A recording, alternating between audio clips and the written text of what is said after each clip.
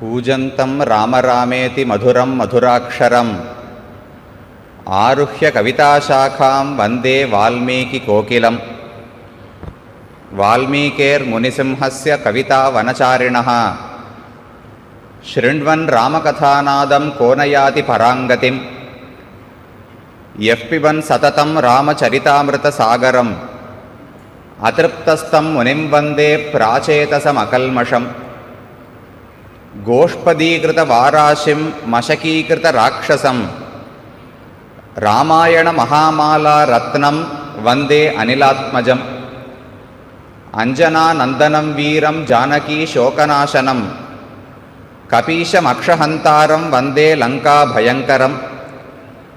मनोजवं मारुततुल्यवेगं जितेन्द्रियं बुद्धिमतां वरिष्ठं वातात्मजं वानरयूथमुख्यं श्रीरामदूतं शिरसा नमामि। उल्लङ्घ्य सिन्धोः सलिलं सलीलं यः शोकवह्निं जनकात्मजाया आदाय तेनैव ददाह लङ्कां नमामि तं प्राञ्जलिराञ्जनेयम्। आञ्जनेयमधिपाठलाननं काञ्चनाद्रिकमनीयविग्रहं पारिजाततरुमूलवासिनं भावयामि पवमाननन्दनं। यत्र यत्र रघुनाथकीर्तनं तत्र तत्र कृतमस्तकाञ्जलिं भाष्पवारि परिपूर्णलोचनं मारुतिं नमत राक्षसान्तकम्। वेदवेद्ये परे पुंसि जाते दशरथात्मजे वेदः प्राचेतसादासीत् साक्षाद् रामायणात्मना। तदुपगतसमाससन्धियोगं सममधुरोपनतार्थवाक्यबद्धं रघुवरचरितं मुनिप्रणीतं दशशिरसश्च वधं निशामयध्वं। श्रीराघवं दशरथात्मजमप्रमेयं सीतापतिं रघुकुलान्वयरत्नदीपम् आजानुबाहुमरविन्ददलायताक्षं रामं निशाचरविनाशकरं नमामि। वैदेहीसहितं सुरद्रुमतले हैमे महामण्टपे मध्ये पुष्पकमासने मणिमये वीरासने सुस्थितम्। अग्रे वाचयति प्रभञ्जनसुते तत्त्वं मुनिभ्यः परं व्याख्यान्तं भरतादिभिः परिवृतं रामं भजे श्यामळम्। पितामहस्यापि पितामहाय प्राचेतसादेशफलप्रदाय श्रीभाष्यकारोत्तमदेशिकाय श्रीशैलपूर्णाय नमो नमस्तात्। ஸ்ரீயப்பதியான சர்வேஸ்வரன் ஸ்ரீமன் நாராயணன் அவர்தான் பிரம்மம் பரம்பொருள் என்று வேதங்கள் கூறுகின்றன. வேதங்களில் பொதுவாக ஒரு தேவதையின் பெயரை இட்டு பரம்பொருளை குறிப்பிடுவது கிடையாது. ஆத்மா என்று பல இடங்களில் சொல்கிறது, சத்து என்று பல இடங்களில் சொல்கிறது, பிரம்மம் என்று அநேகமாக சொல்லப்படுகிறது பரம்பொருள். அந்த பிரம்மம் என்பவர் யார்? நாம் தொழக்கூடிய எந்த தேவதையை பிரம்மம் என்று வேதம் சொல்கிறது என்று பார்த்தால், நாராயண பரம் பிரம்ம தத்துவம் நாராயண பரஹ நாராயண பரோ ஜோதிஹி ஆத்மா நாராயண பரஹா என்று ஒரு வேத வாக்கியம். உயர்ந்த பிரம்மம் என்று சொல்லப்படுபவரும் நாராயணன், உயர்ந்த தத்துவம் பரதத்துவம் என்று சொல்லப்படுபவரும் நாராயணன், பரமாத்மா என்று சொல்லப்படுபவரும் நாராயணன், பரம் ஜோதிஷு சிறந்த ஒளி என்று சொல்லப்படுபவரும் நாராயணன் என்று இதற்கு பொருள். அப்ப நாராயணன் தான் பிரம்மம் என்றால் பிரம்மத்தினுடைய காரணம் என்ன என்று பார்த்தால், யதோவா இமானி பூதானி ஜாயந்தே ஏன ஜாதானி ஜீவந்தி யத் பிரயந்த்யபிசம்விசந்தி தத் விஜிக்ஞாசஸ்வ தத் பிரம்மேதி என்று சாஸ்திரம் கூறுகிறது.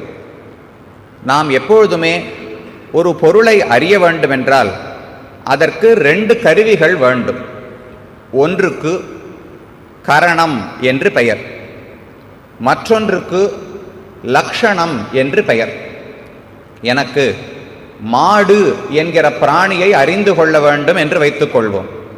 அப்ப எனக்கு ரெண்டு தேவைகள் உள்ளன. ஒன்று, மாடு என்றால் எப்படி இருக்கும் என்று அதன் இலக்கணம் தெரிய வேண்டும். லக்ஷணம் என்பதுதான் தமிழில் இலக்கணம் என்று சொல்லப்படுகிறது. மாட்டின் இலக்கணம் என்ன என்றால் 4 கால்களோடே அது 2 குளம்புகள், குளம்பு வெட்டப்பட்டிருக்குமோ இல்லையா மாட்டுக்கு, ஒரே குளம்பாக இருப்பது குதிரைக்கு, மாட்டுக்கு 2ஆக குளம்பு வெட்டப்பட்டிருக்கும். அப்ப 2ஆக வெட்டப்பட்ட குளம்புகளோடே இந்த கழுத்துல ஒரு தொங்கக்கூடிய தோல் சாஸ்னா என்று பெயர், அதோடே வாலிலே முடி இருக்குமதாக இப்படி சில குணநலங்களை கொண்ட ஒரு பிராணிதான் மாடு என்று சொல்லப்படுகிறது. அப்ப இந்த லக்ஷணம் நமக்கு முதலிலே தெரிய வேண்டும். லக்ஷணம் தெரிந்துவிட்டால் மட்டும் நான் மாடு என்கிற வியக்தியை அறிய முடியாது. என் கண் முன்னால் மாடு நின்னாலும் எனக்கு கண் தெரியாவிட்டால் லக்ஷணத்தை மட்டும் வைத்துக்கொண்டு எதுவும் செய்ய முடியாது. 2 குளம்புகளோடே தோலோடே 2 கொம்புகளோடே இருக்கக்கூடியது மாடு என்று நான் அறிந்தாலும் கண் என்கிற ஒரு பிரமாணம் தேவைப்படுகிறது. கண்ணாலே அதை பார்க்க வேண்டும். மாட்டுக்கான இலக்கணம் இதில் உள்ளதுன்னு அறிய வேண்டும். 2ம் இருந்தால்தான் இந்த பொருள்தான் மாடு என்று என்னால் நிர்ணயிக்க முடியும். அதே போலத்தான் பிரம்மத்தை இன்னார் என்று நாம் அறிய வேண்டும் என்றால் முதலில் அந்த பிரம்மத்துக்கு இலக்கணம் என்னன்னு தெரியணும்.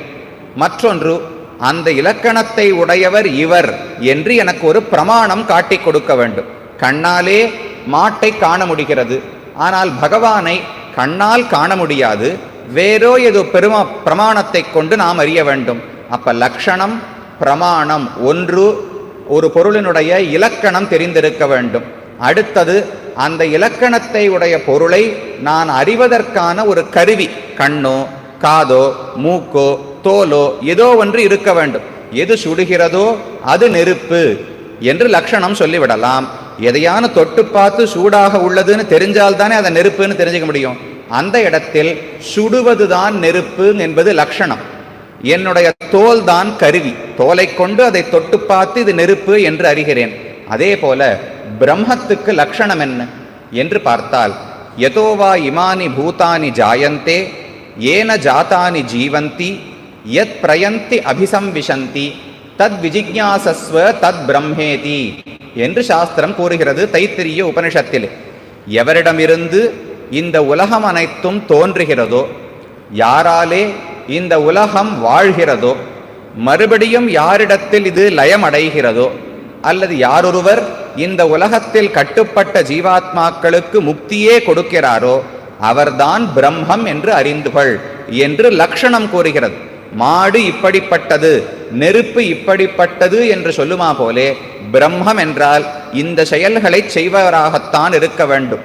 உலகை படைக்க வேண்டும், காக்க வேண்டும், அழிக்க வேண்டும், ஜீவாத்மாக்களுக்கு முக்தி கொடுக்க வேண்டும். இந்த 4ஐயும் செய்பவர்தான் பிரம்மம்.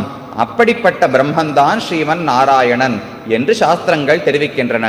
இதில் சிருஷ்டி என்றால் இந்த உலகத்தை இப்படி உருவாக்குவது, சம்ஹாரம் என்றால் அதை அழித்து விடுவது. இது அனைவருக்கும் தெரியும். ரக்ஷணம் ரக்ஷணம் என்றால் என்ன? பகவான் உலகத்தை காக்கிறார். ஜன்மம் ஸ்திதி லயம் என்று 3 சொல்வார்கள். படைத்தல், காத்தல், அழித்தல் என்று அந்த ஸ்திதி ஹேதுத்துவம். இந்த உலகம் வாழ்வதற்கு பகவான் காரணமாக உள்ளார். அவர்தான் காப்பவன், ரக்ஷகன் என்று தெரிவிக்கிறோமே. அதற்கு என்ன பொருள் என்றால், ரக்ஷணம் என்றால் அனிஷ்ட நிவிருத்தியையும் இஷ்ட பிராப்தியையும் செய்து வைப்பது. ஒருவருக்கு ஏதோ ஒன்று பிடிக்காத விஷயம், அதற்கு அனிஷ்டம் என்று பெயர் சொல்லுகிறோம். ஏதோ ஒரு பிடித்த விஷயம், ஆசைப்படக்கூடிய விஷயம் இருக்கும், அதற்கு இஷ்டம் என்று பெயர். ஒருத்தரை ரட்சிப்பதென்றால் அவருக்கு எது பிடிக்காதோ அதை போக்கிக் கொடுக்க வேண்டும், எது அவருக்கு ஆசையோ அதை பெற்று கொடுக்க வேண்டும். ஒருவருக்கு அஜீரண வியாதி, அவருக்கு சக்கரை பொங்கல் சாப்பிட்டு அந்த இனிப்பை சுவைக்க வேண்டும் என்று ஆசை. அப்ப நேர சக்கரை பொங்கலை மட்டும் கொடுத்தால் அவரால் உண்ண முடியாது. வியாதி தீர்ந்தால் தானே சக்கரை பொங்கலை ரசிக்க முடியும், இல்லாவிட்டால் வியாதி அதிகமாக போகும். அப்ப முதலில் அஜீரணம் என்கிற வியாதியை போக்க வேண்டும். அதற்கு பின்னால் அந்த ஜீவாத்மா ஆசைப்பட்ட ஒரு சக்கரை பொங்கல் என்கிற இனிப்பு பொருளை கொடுக்க வேண்டும். அதே போல இப்ப ஒரு ஜீவன் இந்த உலகிலிருந்து விடுபட வேண்டும்னு ஆசைப்படுறாருன்னு வச்சுக்கோங்க. அவருக்கு அனிஷ்டம் என்ன, இஷ்டம் என்ன என்று பார்த்தால், அவருக்கு இந்த உலகம்தான் அனிஷ்டம். இந்த சம்சாரத்திலே பாபம் புண்ணியம் இவற்றுக்கு கட்டுப்பட்டு மறுபடியும் மறுபடியும் பிறந்து பிறந்து துன்பப்படுகிறோமே, அது வேண்டாம், அது அனிஷ்டம் என்று தோன்றும். இஷ்டம் என்ன? இது மட்டும் நீங்கிவிட்டால் போருமானால் வைகுண்டத்தில் பகவானை அடைந்து அவருக்கு கைங்கரியம் செய்ய வேண்டும், அதுதான் இஷ்டம் என்று தெரிவிப்பார். அப்ப இந்த இரண்டையும் செய்ய வேண்டும். இது மட்டும்தான் என்பதல்ல, ஒவ்வொருவருக்கும் ஒவ்வொரு மாதிரி. இப்ப சாதாரண சம்சாரிகள் இருந்தால் உடலில் வியாதி இல்லாமல் இருக்க வேண்டும், நல்ல அனுபவங்கள் கிடைக்க வேண்டும், இதுதான் இஷ்டம் அனிஷ்டம் என்று சொல்லுவார். ஒரு வியாபாரியாக இருந்தால் நஷ்டம் வரக்கூடாது, வியாபாரம் நன்றாக செல்ல வேண்டும், இது இஷ்டம் அனிஷ்டம் என்று சொல்லுவார். அதைப்போல் ஒவ்வொருவருக்கும் இஷ்டமும் அனிஷ்டமும் மாறும். அவரவருக்கு எது தேவையோ அதைத்தான் அறிந்து அதை கொடுப்பதுதான் பகவான் ரட்சித்தல் என்கிற செயலை செய்வது. ரட்சிக்கிறார் ரட்சிக்கிறார் என்றால் ஒவ்வொரு ஜீவாத்மாவுக்கும் எது வேண்டாதது எது வேண்டியது என்று பார்த்து தான் முடிவெடுப்பது கிடையாது. இந்த ஜீவாத்மாவுக்கு எது நல்லது என்று பார்த்து அவர் முடிவெடுத்து நமக்கு கொடுப்பதில்லை. நாம் எதை ஆசைப்படுகிறோமோ அதை பெற்றுக் கொடுக்கிறார், நாம் எதை வேண்டாம் என்று நினைக்கிறோமோ அதை விலக்கி கொடுக்கிறார். அதனால் அவனை ரக்ஷகன், காப்பவன் என்று சொல்கிறோம். அப்படி என்னென்ன வகையில் காக்கிறார் என்று பார்த்தால், சாஸ்திரங்களை கொடுத்து காக்கிறார், உபதேசங்களை செய்து காக்கிறார், அதற்கு மேலாக தானே வந்து இந்த உலகத்தில் அவதரித்து நம்மை காக்கிறார். பரித்ராணாய சாதூனாம் விநாசாய ச துஷ்கிருதாம் தர்ம சம்ஸ்தாபனார்த்தாய சம்பவாமி யுகே யுகே என்று கண்ணனே கீதையில் தெரிவிக்கிறார். அப்ப அவர் அவதரிப்பது நமக்கு எது கஷ்டமோ அதை போக்கி, எது ஆசையோ அதை கொடுப்பதற்கு. ஞாலத்தூடே நடந்தும் நின்னும் கிடந்திறந்தும் சாலப்பலனாள் உகந்தோர் உயிர்கள் காப்பானே, கோலத்திருமா மகளோடு உன்னை கூடாதே சாலப்பலனாள் அடியேன் இன்னம் தளர்வேனோ என்று நம்மாழ்வார் பிரார்த்திக்கிறார். பகவான் என்ன செய்கிறார்? ஞாலத்தூடே நடந்தும் நின்னும் கிடந்து இருந்தும் இந்த பூவுலகத்தில் என்னென்ன செய்கிறார்? பகவான் நடக்கிறார். ராமனாக அவதரித்தார் என்றால் ஹிமாச்சலத்திலிருந்து சேத்துக்கரை வரை முழுவதுமாக ராமன் நடந்திருக்கிறார். நடந்தும் நின்றும் அங்கங்கு திருவேங்கடமுடையானாகவோ அல்லது ஆழ்வார் திருநகரிலே ஆதிப்பிரானாகவோ திருமாலிரும் சோழமலை அழகனாகவோ தான் நின்று சேவை சாதிக்கிறார். அதே போல அமர்ந்து ஞாலத்தூடே நடந்தும் நின்னும் கிடந்து இருந்தும் பல திவ்யதேசங்களில் சயனித்து, கும்பகோணம் சயன திருக்கோலத்தில் இருக்கிறார், ஸ்ரீரங்கம் சயன திருக்கோலத்தில் இருக்கிறார், இப்படி திருக்கோளூர் சயன திருக்கோலம், இருந்த திருக்கோலம் வானமாமலை, அதற்கு மேலே விஜயாசன பெருமாள், இவர்களெல்லாம் அமர்ந்த திருக்கோலத்தில். இப்படி பல உருவங்களிலே ஞாலத்தூடே நடந்தும் நின்னும் கிடந்து இருந்தும் சால பல நாள் உகந்தோர் உயிர்கள் காப்பானே. உகந்தோர் என்றால் யுகந்தோறும் என்று பொருள். ஒவ்வொரு யுகத்திலும் பகவான் எத்தனையோ அவதாரங்களை செய்து காப்பான், உயிர் காப்பான், உயிர்கள் காப்பான், பல நாள் உயிர்கள் காப்பான், சால பலனார் உகந்தோர் உயிர்கள் காப்பான். காப்பான் ரட்சிப்பார்னு சொன்னால் நாம கூட யாரோ ஒருத்தர் இரண்டு பேரை ரட்சித்துக் கொண்டுதான் இருக்கிறோம். உயிர் காப்பான், ஜீவாத்மாவையே காக்க முடியுமானால் நம்மளால் உடலைத்தான் காக்க முடியும். சரி, ஏதோ உபதேசம் செய்து ஆச்சாரியன் நம்முடைய ஆத்மாவை காப்பாற்றுகிறாதே, அப்ப உயிர் காப்பான் என்று சொல்வதும் அவருக்கு பொருந்தும். உயிர்கள் காப்பான், நிறைய ஜீவாத்மாக்களுக்கு தான் காப்பாளனாக உள்ளார். அது கூட ஆச்சாரியனுக்கு சொல்லலாம். சுவாமி ராமானுஜர் எத்தனை சிஷ்யர்கள் இருந்திருப்பார்கள், அப்ப உயிர்கள் காப்பான் சொல்லலாம். சால பல நாள், வருஷம் வருஷமாக பல ஆயிரம் ஆண்டுகள் ஆனாலும் உயிர்கள் அனைத்தையும் பகவான் யுகந்தோறும் காக்கிறார் என்று சொன்னால் அது வேறு யாருக்குமே சொல்ல முடியாது. சால பல நாள் உகந்தோர் உயிர்கள் காப்பான், கோல திருமா மகளோடு, தான் தனியாக காப்பது கிடையாது, மகாலட்சுமி தாயாரோடு சேர்ந்து இருவருமாகத்தான் காப்பாற்றுகிறார்கள். பகவான் தனியாக இருந்தால் அவருடைய கோபத்தை நம் பேரில் காட்டுவதற்கு வாய்ப்பு உண்டு. அவர் பிராட்டியோடு சேர்ந்து இருந்தால் அவரிடத்தில் இருக்கும் கருணையை பிராட்டி தூண்டி விடுகிறார். லக்ஷ்மியாசக கிருஷிகேசக தேவ்யா காருண்ய ரூபயா ரக்ஷக சர்வசித்தாந்தே வேதாந்தே பிச்ச கீயதே என்று சாஸ்திரம் சொல்லுகிறது. பகவான் பிராட்டியோடு சேர்ந்துதான் ரட்சிப்பான். ஏனென்றால் பிராட்டிதான் கருணையே வடிவானவள். பகவான் ஒருவேளை ஒருவரை தண்டிப்பது என்று நினைத்து விட்டாலும் அவர் மனதை மாற்றி நம்முடைய கஷ்டத்தை அவருக்கு சொல்லி, அவர் தந்தை, நாம் குழந்தைகள், நம்மை ரட்சிப்பதுதான் அவருக்கு கடமை, பெற்ற பாவிக்கு விடப்போமோ என்று தெரிவிப்பார்கள். ஒரு தந்தையும் தாயும் குழந்தையை பெற்றுவிட்டால் அது என்ன துஷ்ட குழந்தையா இருந்தாலும் அவர்களாலே பாசத்தை விட முடியாது. அதே போல நாம் என்ன தவறுகள் செய்தாலும் பகவானை மன்னிக்க வைக்கிறாள். அப்ப அவளே கருணையே வடிவெடுத்தவளாக உள்ளாள். மற்றொரு பொருள், பகவானுடைய கருணையை தான் தூண்டி விடுகிறாள். காருண்ய ரூபையா என்றால் தானே கருணையின் வடிவானவள் என்றும் சொல்லலாம். அல்லது தான் மட்டும் இருந்தால் போராது. பகவானுக்கு ஒரு நெருப்பு இருக்குன்னு வச்சுக்கோங்க. நெருப்புக்கு மேல சாம்பல் இருந்தால் உள்ள இருக்கிற நெருப்பு வெளியில வரவே வராது. உள்ள தணல் இருக்கும், தணல் கணக்கணன்னு எரிஞ்சுட்டு இருக்கும். மேல சாம்பல் மூடிட்டு இருந்தா சூடு வெளியில தெரியாது.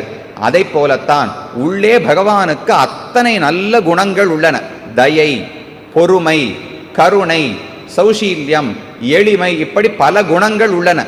ஆனால் அதற்கு மேல் சாம்பல் மூடிக்கொண்டிருக்குமா போலே அவருக்கு சுவாதந்திரியம், தன்னிச்சையாக நடக்கக்கூடிய சுதந்திரத்தன்மை இருக்கே, அது மூடிக்கொண்டுள்ளது. அதனாலே ஒருவேளை ஒருவன் சென்று காலில் விழுந்தாலும் நீ தவறு செய்தாய் என்று தண்டித்து விடலாம். அப்ப பிராட்டி செய்வது அந்த சாம்பலை எடுத்து விடுகிறாள். அப்ப உள்ளே இருக்கக்கூடிய குணங்கள் வருகின்றன. சாலப்பல நாள் உகந்தோர் உயிர்கள் காப்பானே. இப்படி அவதாரங்களை செய்து எத்தனையோ இடங்களில் பகவான் மக்களை காக்கிறார். எத்தனை அவதாரங்களை செய்தார் எண்ணி பார்க்க முடியுமா என்றால் எண்ணி முடிக்கவே முடியாது என்று தெரிவிக்கிறார்கள். அஜாயமானஹா பகுதா விஜாயதே என்று வேதம் சொல்லுகிறது. அஜாயமானஹா பகவான் பிறக்காதவன், பகுதா விஜாயதே பல படிகளாலே பிறக்கிறான்னு சொல்றது முரண்பாடா இல்லையா? பிறக்காதவர் ஆனால் பரவிரவிகளை எடுக்கிறார்னால் நம்மை போலே பாப புண்ணியங்களின் காரணமாக அவர் பிறப்பது கிடையாது. நமக்கு முன்பிறவிகளில் ஏதோ பாபங்களையும் புண்ணியங்களையும் செய்துள்ளோம். அதன் காரணமாக ஏதோ மனுஷனாகவோ தேவனாகவோ ஒரு விலங்காகவோ மாடாகவோ ஒரு செடியாகவோ கல்லாகவோ மேஜையாகவோ பிறக்கிறோம். நம்முடைய பாபத்தையும் புண்ணியத்தையும் பொறுத்து பிறவி எடுக்கிறோம். பகவானும் பல பிறவிகளை எடுக்கிறாரே என்றால் அவர் தன்னுடைய இச்சையாலே எடுக்கிறார். சம்பவாமி ஆத்ம மாயையா என்று கண்ணன் கீதையில் தெரிவிக்கிறார். என்னுடைய ஆசையாலே நான் எப்போது முடிவெடுக்கிறேனோ அப்போது வந்து பிறக்கிறேன் என்று சொன்னார். ஆகையால் அவருக்கும் பிறப்புண்டு. கர்மத்தால் பிறப்பில்லை, தன்னுடைய இச்சையாலே பிறப்பு. அப்ப பிறவைகளை எண்ணி முடிக்க முடியுமா என்றால் கர்மத்தாலே நாம் பிறக்கிறோம். அப்ப என்னைக்கு கர்மம் முடிந்து விடுகிறதோ பிறவி முடிந்து விடும்னு நம்மளால சொல்ல முடியும். பகவானுக்கு ஆசையால பிறக்கிறாரோ இல்லையோ, ஆசை என்று முடிகிறதோ அன்றுதான் பிறவிகள் முடியும். அவருக்கு ஆசை என்னைக்கு முடியும்னால் மனசுல கருணை இருக்கிற வரைக்கும் ஆசை குறையவே போறதில்லை. பிறந்து பிறந்து மக்களை காப்பதற்காக தான் முயலப் போகிறார். கருணை எப்ப முடியும்னால் முடியவே முடியாது. அவருடைய கருணைக்கு எல்லை கிடையாது. கருணை இருக்கிறபடியால் தான் பிறந்து மக்களை காக்க வேண்டும்னு ஆசை வருது. ஆசை வந்தால் பிறந்து விடுகிறார். அப்ப நம்முடைய பிறப்புக்கு காரணம் எதுவோ அதற்கு ஒரு எல்லை உண்டு. என்னைக்கு கர்மம் தொடங்கித்துன்னு நமக்கு தெரியாது. என்று பாப புண்ணியங்களை செய்ய தொடங்கினோம்னு தெரியாது. ஆனால் கண்டிப்பாக ஒரு நாள் முடிவு உண்டுன்னு தெரியும்.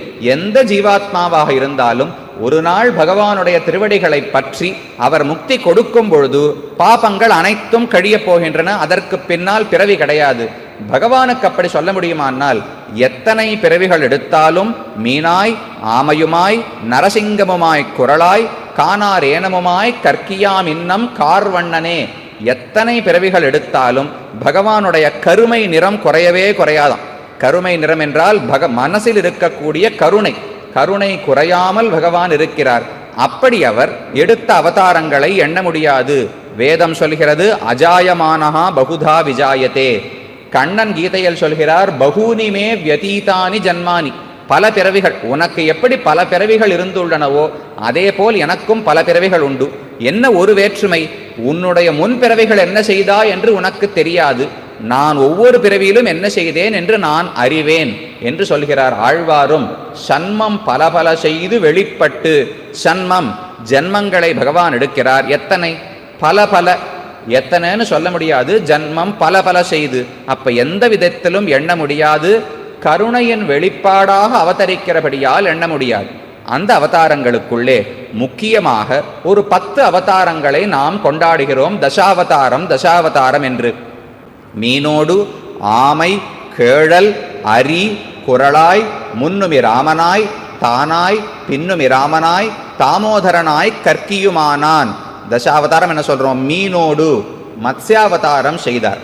ஆமை கூர்மாவதாரம் செய்தார், கேழல் வராகாவதாரம், அரி நிருசிம்ஹாவதாரம், குரளாய் வாமனாவதாரம். குரல்னா ஒரு உயரம் இல்லாமல் குள்ளமாக இருக்கக்கூடியவன் குரளாய், முன்னுமிராமனாய் பரசுராமதாரம், தானாய் ராமாவதாரம், பின்னுமிராமனாய் பலராமாவதாரம், கண்ணன் அதற்கு மேலே கல்கி, பின்னுமிராமனாய் தாமோதரனாய், தாமோதரனால் இடையில் கட்டுப்பட்டாரே, தாமம் என்றால் கயிறு, உதரம் என்றால் வயிறு, அப்ப அந்த கயிறாலே யசோதை கையாலே அவர் கட்டப்பட்டாரோ இல்லையோ, அப்ப தாமோதரன் என்றால் கண்ணன். கற்கியும் ஆனான், இனி கல்கி என்கிற அவதாரத்தை செய்ய போகிறார். இந்த 10 அவதாரங்களை தசாவதாரம் என்று கொண்டாடுகிறோம். பெயர் சொல்லுண்டே வந்தாரோ இல்லையோ, 3 பேருக்கு ராமன் ராமன் ராமன் என்று பெயர் வருகிறது. பரசுராமர், தசரதனுடைய குமாரனான ராமர், பலராமர் என்று 3 ராமர்கள். எப்படி சொல்லி இருக்க வேண்டும்? பரசுராமரை சொல்வதற்கு முன்னுமிராமன் என்று சொல்லிவிட்டார் ஆழ்வார். திருமங்கை ஆழ்வாருடைய பாசுரம் முன்னுமிராமன், முதலில் பிறந்த ராமன் என்று சொல்லிவிட்டார். அதற்கு அடுத்தது பகவான் சக்கரவர்த்தி திருமகன் தசரத குமாரனான ராமனை என்னன்னு சொல்லியிருக்க வேண்டும்? நடுவில் ராமன் என்று தானே சொல்லணும். முன்னுமிராமனாய் பின்னுமிராமனாய்னு 2 இருக்கு. முதல் ராமன், பின்னால் இருந்த ராமன் 2 பேரை சொல்லிட்டால், நடுவில் இருந்த ராமனை நடுவிலி ராமன், இடைப்பட்ட ராமன் என்றுதான் சொல்ல வேண்டும். ஆனால் சொல்லவில்லை, தானாய் என்று ஆழ்வார் தெரிவிக்கிறார். அப்ப இவை அனைத்துமே நாராயணனுடைய அவதாரங்கள். நாராயணன் மத்ஸ்யாவதாரம் செய்தார், கூர்மாவதாரம் செய்தார், நிருசிம்ஹாவதாரம் செய்தார், பரசுராமாவதாரம் செய்தார், பலராமாவதாரம் செய்தார். நடுவுல ராமன் நாராயணனே வந்து விட்டார். தானா என்றால் தான் எந்த விதத்திலும் தன்னை மாற்றிக்கொள்ளாமல் தான் எப்படி இயற்கையில் இருப்பாரோ அப்படியே வந்து பிறந்தார். அதனால்தான் பூர்ணாவதாரம் பூர்ணாவதாரம்னு சொல்றோம். கண்ணன் ராமன் 2 பேருக்கு தான் பூர்ணாவதாரங்கள் என்று பெயர். பல நாள் இந்த உலகத்தில் இருந்து மக்களுக்கு தங்கள் நடத்தையாலும் உபதேசங்களாலும் நல்லவற்றை எடுத்துச் சொல்லியவர்கள் அவர்கள்தான். மத்ஸ்யாவதாரம் மிக குறுகிய காலம், கூர்மாவதாரம் ஒரு பார்க்கடல் கடையும் வரை எடுத்தார், நிருசிம்ஹாவதாரம் சில முகூர்த்தங்கள். அப்ப இது எதுவுமே நீண்ட காலத்துக்கு இருக்கவில்லை. ராமன் 11,000 ஆண்டுகள் இருந்தார், கண்ணன் 120 சம்பத்சரம் இருந்தார். ஆக இவர்கள்தான் பூர்ணாவதாரங்கள் என்று சொல்லப்படுகிறார்கள். இவர்கள் இருவருக்குள்ளேயும் யார் உயர்ந்தவர்? இத்தனை அவதாரங்களுக்குள்ளே ராமனைத்தான் தானாய் பகவான் எப்படியோ அப்படியே வந்து பிறந்தார்னு சொல்றார். அவருக்கு தான் பூர்ணாவதாரம் என்று பெயர். ஏன் அப்படி பெயர்? கண்ணனை விடவும் மற்ற அவதாரங்களை விடவும் ராமனுக்கு என்ன ஏற்றம் என்றால், தன்னுடைய காரியமான ரக்ஷணத்தை அந்த அவதாரத்தில் தான் முழுமையாக ராமன் செய்தார். பகவான் எப்ப ரக்ஷணத்தை நன்றாக செய்தார் என்றால், ரக்ஷணம் என்றால் அடியார்களுக்கு ஆசைப்பட்டதை கொடுத்து வேண்டாததை போக்குவது. இதை சிறப்பாக செய்தவர் ராமன். கற்பார் இராமபிரானையல்லால் மற்றும் கற்பரோ புற்பா முதலா புல் எறும்பாதி ஒன்னின்னியே நற்பால் அயோத்தியில் வாழும் சராசரம் முத்தவும் நற்பாலு குய்த்தனன் நான்முகனார் பெத்த நாட்டுளே என்று நம்மாழ்வாருடைய ஒரு பாசுரம். கற்பார், யாராவது ஒரு விஷயத்தை அறிய வேண்டும், கற்க வேண்டும் என்கிற ஆசை இருந்தால் ராமபிரானை அல்லால் மற்றும் கற்பரோ, ராமனை விட்டு வேற யாரையும் கற்கக்கூடாது. உங்களுக்கு எதையாவது தெரிஞ்சுக்கணும்னு ஆசை இருந்தால் ராமனை பற்றி தெரிந்து கொள்ளுங்கள். மற்ற எதை பற்றி அறிந்தாலும் அது கவைக்கு உதவாது. கற்பார் இராமபிரானையல்லால் மற்றும் கற்பரோ. ஏன் அப்படி சொல்லுகிறார் என்றால், அவர்தான் ரக்ஷணத்தை செய்தார். அதைத்தான் மீதம் இருக்கும் 3 வரிகளில் தெரிவிக்கிறார். ராமன் அவதாரம் அனைத்தும் முடிந்து தான் மறுபடியும் வைகுண்டத்துக்கு செல்லும் பொழுது அயோத்தியில் இருந்த மக்கள் அனைவரையும் தன்னோடு அழைத்து சென்றார். அதற்குள் அயோத்தியில் இருந்த மக்கள் ராமனேதான் தங்களுக்கு உயிர் என்கிற நிலைமைக்கு வந்துவிட்டார்கள். ராமோ ராமோ ராம இதி பிரஜானாம் அபவன் கதாக ராமபூதம் ஜகதபூது ராமே ராஜ்யம் பிரசாசதி. ராமன் ஆண்டு கொண்டிருக்கும் போது எங்கு பார்த்தாலும் ராமன் ராமன் ராமன் தான் பேச்சு. எஞ்சராமம் ந பஷ்யேத்து யச்சராமம் ந பஷ்யதி சபவே நிந்தித்தோ லோகே என்று தெரிவிக்கிறார்கள். யாராவது ஒருத்தர் நான் இதுவரைக்கும் ராமனை சேவித்ததில்லை என்று சொன்னாலோ, அல்லது ராமனுடைய கண் பார்வை யார் மேலேயாவது படவில்லை என்றாலோ, அந்த ஒரு மனிதனை மிகவும் வெறுப்பார்களாம், நிந்திப்பார்களாம். அவ்வளவு பெரிய ராமனை நீ இதுவரைக்கும் சேவிச்சதில்லையா? அவர் கண் உன் பேரில் ஒரு முறை பட்டதில்லையா? அவர் எப்படி சுவாமி பெரியவர் தானே, நாம் அவரை பார்த்ததில்லை என்றாலாவது நிந்திக்கலாம். அவர் என்னை பார்த்ததில்லை என்றால் என் தவறு அல்லவே. என்னால் ராமன் அவ்வளவு எளியவர், அயோத்தியில் இருந்த ஒவ்வொரு மக்களோடும் ஒவ்வொரு ஜனத்தோடும் தான் நெருங்கிய ஒரு உறவில் இருந்தார். ஒரு வீட்டில் ஏதாவது கஷ்டம் ஏற்பட்டால் அந்த வீட்டு தாய் வருத்தப்படுவதற்கு முன்னால் ராமன் வருத்தப்படுவாராம். அந்த வீட்டில் ஒரு நல்ல நிகழ்ச்சி திருவிழா ஏற்பட்டால் அந்த வீட்டினுடைய தந்தை எப்போது சந்தோஷப்படுவாரோ அதை போல் ராமன் சந்தோஷப்படுகிறான்னு வால்மீகி சொல்றார். அப்ப அவர் எளிமையானவராக இருக்கும்போது நாம் அவரை காணாவிட்டாலும் நம் குற்றம்தான், அவர் நம்மை காணாவிட்டாலும் நம் குற்றம்தான். அப்படி அந்த அயோத்தியில் இருந்த மக்கள் ராமன் ராமன் ராமன் என்னே இருந்தார்கள். அப்படி இருப்பவர்களுக்கு சம்சாரத்தை போக்கி முக்தியையே கொடுத்தார். புற்பா முதலா புல் எறும்பாதி ஒன்னின்னியே. அந்த அயோத்தியில் புல்லு முதற்கொண்டு விலங்குகள் மனுஷர்கள் யாரெல்லாம் இருந்தார்களோ அனைவரையும் நற்பாலு குய்த்தனன் நான்முகனார் பெத்த நாட்டுளே, பிரம்மா சிருஷ்டித்த உயர்ந்த லோகம் அந்த விஷ்ணு லோகத்துக்கு அழைத்து சென்று அங்கிருந்து முக்திக்கே அழைத்து சென்றார். அப்ப ரக்ஷணம் அனிஷ்டத்தை போக்கி இஷ்டத்தை கொடுப்பது என்கிற ரக்ஷணத்தை செய்வதற்காகத்தான் அனைத்து அவதாரங்களும். அதை சிறப்பாக செய்து தலை கட்டியவர் ராமன்.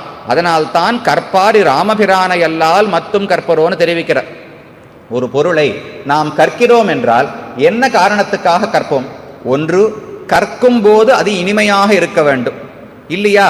அப்ப கசக்கிறதா? அப்போ ஒரு மருந்து போலே பிற்காலத்தில் நன்மையை செய்ய வேண்டும். ஒரு பொருளை சாப்பிட்றோம்னாலே ஒன்று அந்த காலத்தில் இனிப்பாக இருக்க வேண்டும், அல்லது கசக்கிறதா வேப்பங்கொழுந்தா பிற்காலத்திலாவது எனக்கு நன்மை கொடுக்க வேண்டும். அப்ப ஒன்று இனிமை, மற்றொன்று நன்மை. இந்த ரெண்டு காரணங்களுக்கு தானே எதையுமே உட்கொள்வோம்.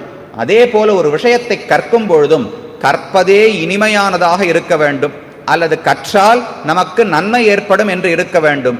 இது ரெண்டுமே ராமனுக்கு உண்டு. ராமனை பற்றி தெரிந்து கொள்ளும் பொழுது அவர் நம்மை ஈர்க்கிறார். ராம பிரான் ஆழ்வார் எப்படி பிரயோகம் பண்ணார்? கற்பார் ராம பிரானையல்லால் மட்டும் கற்பரோன்னு இருக்கு.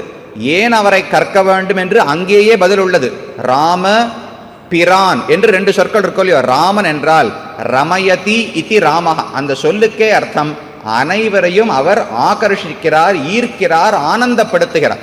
மக்கள் அவரை கண்டாலே ரூப ஔதார்ய குணைகி பும்சாம் திருஷ்டி சித்தாபகாரிணம், தன்னுடைய அழகாலும் தன்னுடைய உயர்ந்த குணங்களாலும் மக்களுடைய மனதை தான் ஈர்த்து விடுகிறார்.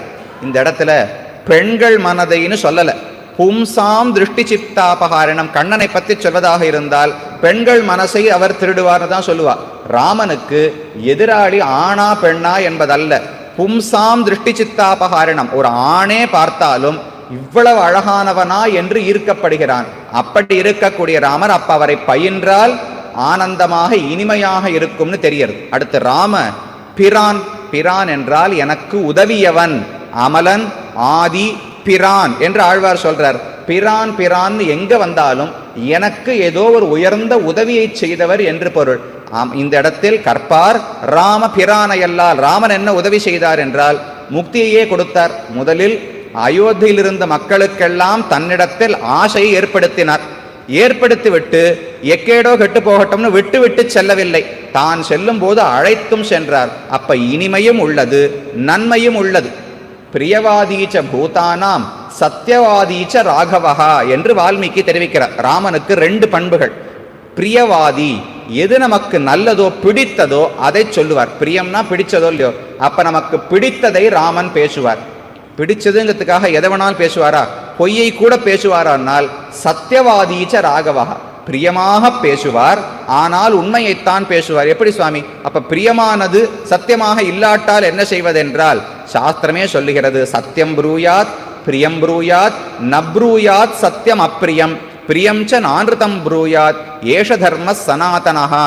முதல் படி சத்தியம் ப்ரூயாத், உண்மையை சொல்ல வேண்டும். எது மக்களுக்கு நல்லதோ அதை எடுத்து சொல்ல வேண்டும்.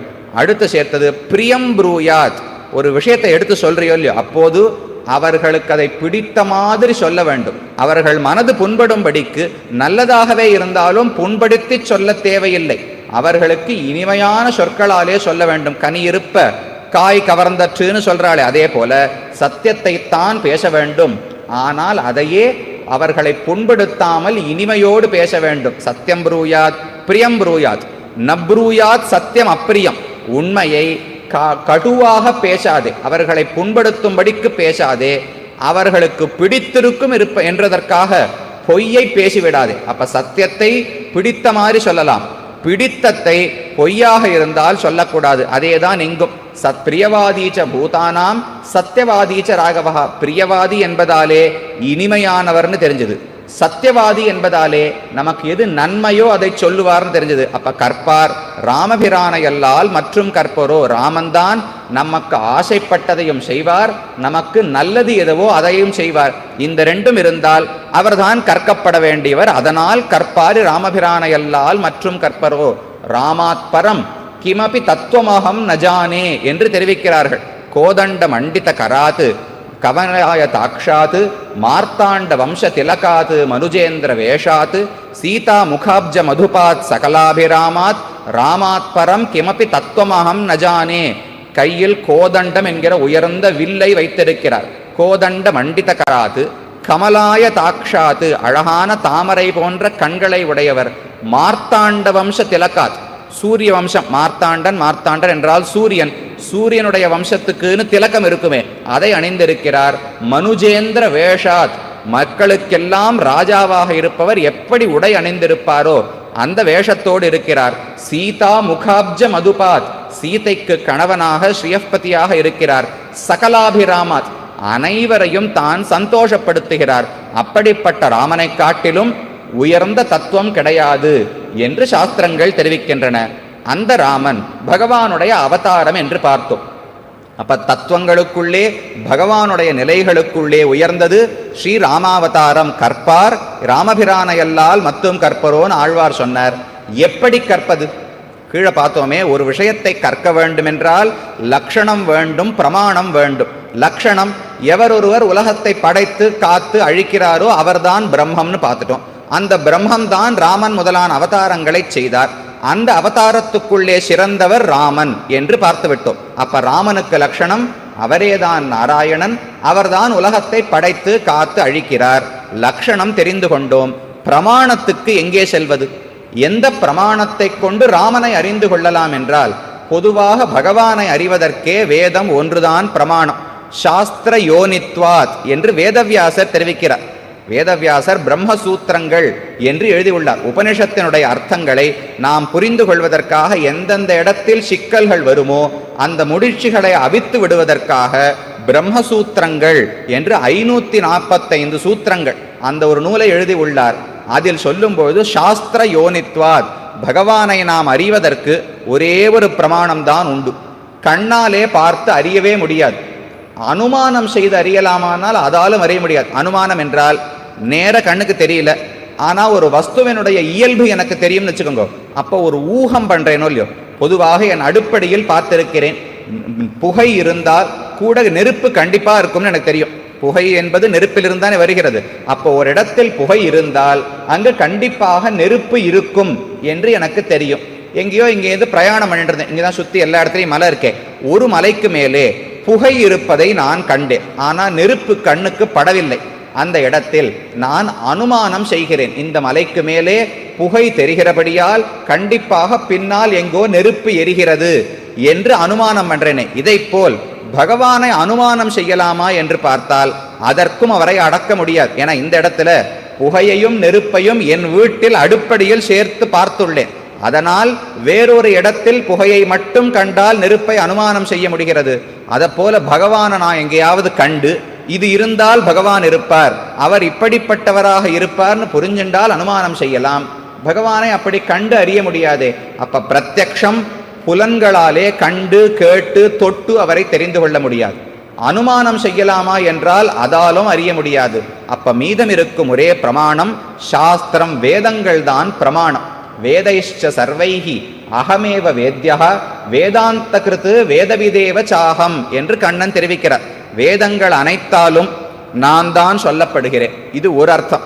இன்னொன்று, வேதங்களால் மட்டும்தான் நான் சொல்லப்படுகிறேன். இப்போ ஒரே சொற்றொடர் எடுத்துக்கோங்க, அதுக்கு ரெண்டு மாதிரி பொருள் சொல்லலாம். அர்ஜுனனே வில்லாளி அப்படின்னு சொன்ன என்ன அர்த்தம்? மற்றவர்கள் எல்லாம் வில்லாளிகள் அல்லர், அர்ஜுனன் தான் சிறந்த வில்லாளின்னு அர்த்தம். அர்ஜுனன் வில்லாளியே அப்படின்னு சொன்ன அர்த்தம், அவர் வில்லாளி அல்லவோன்னு சந்தேகம் இருந்தால் அந்த சங்கரத்தை தீர்க்க அப்படியெல்லாம் சொல்லாதீங்க, அர்ஜுனன் வில்லாளி தான் என்று சொல்றோமோ இல்லையோ. அதே போல இங்க கண்ணன் சொல்றார், வேதங்கள் அனைத்தாலும் அறியப்படுபவர் யார் யாரோ தேவத்தை நினைச்சுக்காதீங்கோ, நான் தான். வேதைஷ்ச சர்வைகி அகமேவ வேத்யா, நான் தான் அறியப்படுகிறேன்னு ஒரு பொருள். மற்றொன்று, வேதங்களை தவிர வேறு எதாலும் என்னை அறிய முடியாது, வேதங்களால் மட்டும்தான் நான் அறியப்படுகிறேன் என்று பொருள். அப்படி வேதத்தை கொண்டுதான் பகவானை தெரிந்து கொள்ள முடியும். உளன் சுடர்மிகு சுருதியுள் என்று ஆழ்வார் தெரிவிக்கிறார். பகவான் எங்கு இருக்கிறார், அவரை எங்கு பார்த்து தெரிந்து கொள்ளலாம்னால் சுடர்மிகு சுருதி. வேதத்துக்கு ஸ்ருதி ஸ்ருதி என்று பெயர் உண்டு. ஏன்னா கேட்டு கேட்டுதான் வேதம் அடுத்தடுத்த தலைமுறைக்கு செல்லுகிறது. புத்தகத்தில் எழுதி வைத்து வேதத்தை படிப்பது என்பது இப்போது சிறிது காலத்துக்கு முன்னால் ஏற்பட்ட. அதற்கு முன்னால் ஆச்சாரியன் மனப்பாடமாக வேதத்தை கொண்டிருப்பார், அதை தான் சொல்லுவார், சிஷ்யன் திருப்பி சொல்லுவார், அவருக்கு மனப்பாடமாகிவிடும். அவர் தன்னுடைய சிஷ்யனுக்கு செவி வழியாக கூறுவார், அவர் அவருடைய சிஷ்யனுக்கு செவி வழியாக கூறுவார். இப்படி கேள்வி ஞானத்தாலேயே பரவினபடியால் வேதத்துக்கு ஸ்ருதி என்று பெயர் சொல்கிறார்கள். சுடர்மிகு சுருதி. வேதத்துக்கு ஒளி நிறைய இருக்கான். என்ன ஒளி என்றால் தானாக பிரமாணம், வேற எந்த பிரமாணத்தையும் தான் எதிர்பார்க்காமல் பிரத்யக்ஷத்தையோ அனுமானத்தையோ விட உயர்ந்த பிரமாணமாக உள்ளது. அப்ப வேதத்தை கொண்டுதான் பகவானை அறிய முடியும். பகவானுக்கு லட்சணம் படைத்து அழித்து காப்பவர். பகவானை அறிவதற்கான பிரமாணம் வேதம் என்று புரிந்து கொண்டோம். இது ரெண்டும் இருந்தால் ஒரு பொருளை தெரிஞ்சுடலாம். மாடு என்றால் இப்படி இருக்கும், என்னிடத்தின் கண்ணு உள்ளது, ரெண்டு சேர்ந்தா இதுதான் மாடு என்று அறிந்து கொள்ளலாம். அதே போல பிரம்மம் என்றால் இவர்தான் தெரிஞ்சுட்டேன். பிரம்மத்தை அறிவிப்பதற்கு வேதம் என்கிற பிரமாணம் உள்ளது, அறிந்து கொண்டேன். ஆனால் எனக்கு இப்போது ராமனை பற்றி தெரிய வேண்டும். கற்பார் நாராயணனையல்லால் மற்றும் கற்பரோர் ஆழ்வார் சொல்லல, ராமபிரானையல்லால் மற்றும் கற்பரோன்னு தெரிவிக்கிறார். அப்ப வேதம் ராமனை பற்றி சொல்லுமா? வேதத்தில் எங்கு தேடி பார்த்தாலும் ராமன்கிற பெயர் எங்கும் இல்லையே. எங்கு சொல்கிறது என்றால் வேதம்தான் பகவானை சொல்லும்னு எப்ப முடிவாயிற்றோ அப்ப பகவான் எந்த நிலையில் இருந்தாலும் வேதம்தான் அவரை சொல்ல வேண்டும். அவருக்கு 5 நிலைகள் சொல்கிறோம். விண்மீதிருப்பாய், மலை மேல் நிற்பாய், கடல் சேர்ப்பாய், மண் மீது உழல்வாய், இவற்றுள் எங்கும் மறைந்து உறைவாய் என்று 5 நிலைகள். விண்மீது இருப்பாய், உயர்ந்த ஆகாசத்திலே பரவாசுதேவன் ஸ்ரீவைகுண்டத்திலே இருக்கிறார். மலை மேல் நிற்பாய், திருவேங்கடம் மலைக்கு மேலே அர்ச்சாவதாரமாக இருக்கிறார். கடல் சேர்ப்பாய், க்ஷீராப்தி பார்க்கடலிலே வியூகமூர்த்தியாக சயனித்திருக்கிறார். மண் மீது உழல்வாய், இந்த உலகில் பிறந்து விபவாவதாரங்களாக உழல்கிறார், இங்கும் அங்கும் செல்கிறார். இவற்றுள் எங்கும் மறைந்து உறைவாய், ஒவ்வொரு ஜீவாத்மாவுக்குள்ளும் மறைந்து அந்தர்யாமியாக உள்ளார். அப்ப பரத்வம், வியூகம், விபவம், அந்தர்யாமி, அர்ச்சை என்று 5 நிலைகள் பகவானுக்கு உண்டு. அந்த பகவானை அறிவதற்கு ஒரே ஒரு வழிதான் உள்ளது, வேதம் என்று சொல்லிவிட்டோம். ஒரே வேதம் இவை அனைத்தையும் சொல்லுவது கிடையாது. பகவான் எப்படி தனக்கு இத்தனை நிலைகளை கொண்டிருக்கிறாரோ அதே போல் வேதம் பார்த்தது நாம் ஒன்றும் சளைத்தவர் இல்லையே, நாமும் பல உருவங்களை எடுத்துக்கொள்வோம். அவருக்கு 5 உருவங்கள் என்றால் வேதமும் 5 உருவங்களை எடுத்துக்கொள்கிறது. பகவான் பரவாசுதேவன் வைகுண்டத்தில் இருக்கிறார். அவர் எப்படிப்பட்டவர்னு சொல்லணும்னால் வேதம், ரிக்வேதம், யஜுர்வேதம், சாமவேதம், அதர்வண வேதம்னு சொல்றோமே, அந்த வடிவத்தோடு இருந்து பரவாசுதேவனை பற்றி நமக்கு சொல்லுகிறது. அடுத்தது அவரே கீழே வந்து க்ஷீராப்தியிலே வியூகமூர்த்தியாக சயனிக்கிறார். அவரை பற்றி யார் சொல்லுவார் என்றால் அந்த வேதமே வேற ஒரு உருவத்தை எடுத்துக்கொள்கிறது. அதற்கு ஆகமம் என்று பெயர். பாஞ்சராத்திரம், வைகானசம்னு சொல்றோமே, அவற்றில் முக்கியமாக க்ஷீராப்தியில் இருக்கும் பார்க்கடல் நாதனைத்தான் அவர்கள் வணங்குவார்கள். ஆகமங்களில் போற்றப்படுவது வாசுதேவன், வியூக வாசுதேவன். அது 2வது. 3வது அந்தர்யாமி, ஒரு குள்ளுமே இருக்கிறாரே, அவரை பற்றி எங்கே சொல்வதென்றால் அதற்கு தான் தர்மசாஸ்திரங்கள், ஸ்மிருதிகள் என்று சொல்வார்கள். பல ரிஷிகளும் தாங்கள் தோன்றி இப்படித்தான் காலை எழுந்தது முதல் இரவு தூங்கும் வரை இந்தந்த விஷயங்களை செய்ய வேண்டும், இப்படி ஒருவர் இந்தந்த நியமங்களை, இந்த ஆசிரமத்தில் பிரம்மச்சாரின்னா இந்த நியமங்கள், அப்புறம் வானப்பிரஸ்தன்னா இந்த நியமங்கள், சன்னியாசி என்றால் இந்த நியமங்கள், இதையெல்லாம் சொல்லியிருக்காள். இதெல்லாம் எதற்குனால் நமக்குள்ள இருக்கிற அந்தர்யாமியை நாம் தொழுவதற்காக. நாம் செய்யும் செயல்கள் அனைத்துமே நமக்குள்ள இருக்கிற அந்தர்யாமிக்கு பூஜையாக, ஆராதனமாக செய்கிறோம். அப்ப தர்மசாஸ்திரங்கள் அனைத்தும், கௌதமர் தர்மசூத்திரங்கள் எழுதினார், மனு பகவான் மனுஸ்மிருதி எழுதினார்னு சொல்றோமே, இவை அனைத்தும் பரவாசுதேவன் வியூகவாசுதேவனை பார்க்காது, நமக்குள்ள இருக்காரே பகவான், அவரை பார்த்து சொல்லுகின்றன. அப்ப பரவாசுதேவனை சொல்ல வேதங்கள் என்ற உருவம், வியூகவாசுதேவனை சொல்ல ஆகமங்கள் என்ற உருவம், அடுத்த அந்தர்யாமியை சொல்ல அதற்கு ஸ்மிருதிகள் தர்மசாஸ்திரங்கள் என்ற உருவம். அர்ச்சாவதாரங்கள் அங்கங்கு கோயில்களில் உள்ளாரே அவரை எந்த நூல் சொல்லுகிறது என்றால் அதற்கு தான் வேதமே ஆழ்வார்கள் மூலமாக திவ்ய பிரபந்தமாக அவதரிக்கிறது. அப்ப எல்லா நிலைக்கு வந்துடுத்து. விபவாவதாரங்களை எப்படி சொல்லுவது? கண்ணன், ராமன், வராகன் இவர்களின் கதையெல்லாம் எதில் உள்ளது? ஆகமத்தில் இல்லை, அதுக்கு மேல ஸ்மிருதிகளில் இல்லை, வேதத்தில் இல்லை. திவ்ய பிரபந்தங்கள் அர்ச்சாவதாரத்தின் பெருமை சொல்வதற்காக வந்தன. அப்ப எங்கு உள்ளவை என்றால் அதற்கு தான் இதிகாசங்களும் பிராணங்களும் பிறந்தன. பகவான் விபவாவதாரமாக பிறக்கும் பொழுது, கண்ணன், ராமன் முதலான உருவங்களை எடுத்துக்கொள்ளும் பொழுது வேதம் தானும் ஒரு உருவத்தை எடுத்துக்கொள்கிறது. இதிகாசங்கள் புராணங்கள் என்கிற உருவம். அப்ப அவருக்கும் 5 நிலைகள்: பரம், வியூகம், விபவம், அந்தர்யாமி, அர்ச்சை. வேதத்துக்கும் 5 நிலைகள்: வேதங்கள், ஆகமம், இதிகாச புராணங்கள், ஸ்மிருதிகள், திவ்ய பிரபந்தங்கள் என்று 5 நிலை. அதில் இப்ப ராமனை பற்றி அறிய வேண்டும் என்றால் இதிகாச புராணங்களை கொண்டுதான் நாம் அறிய வேண்டும். அவர் எப்படி அவதாரம் செய்தாரோ அதை போல் வேதமே அவதாரம் செய்கிறது.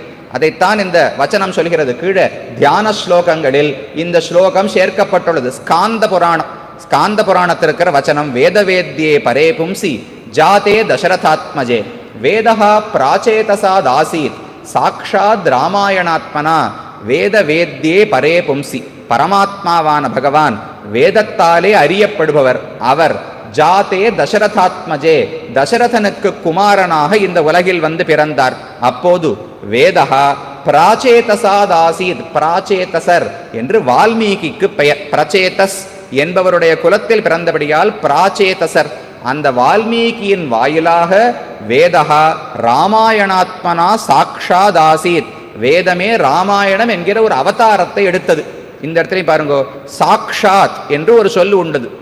மற்றவற்றை சொல்லும் பொழுது வேதம் ஸ்மிருதிகளாக ஆயிற்று, வேதம் அடுத்தது ஆகமங்களாக ஆயிற்று, வேதம் திவ்ய பிரபந்தமாக ஆயிற்று, வேதம் தானாக இதிகாச புராணம் ராமாயணமாக ஆயிற்று.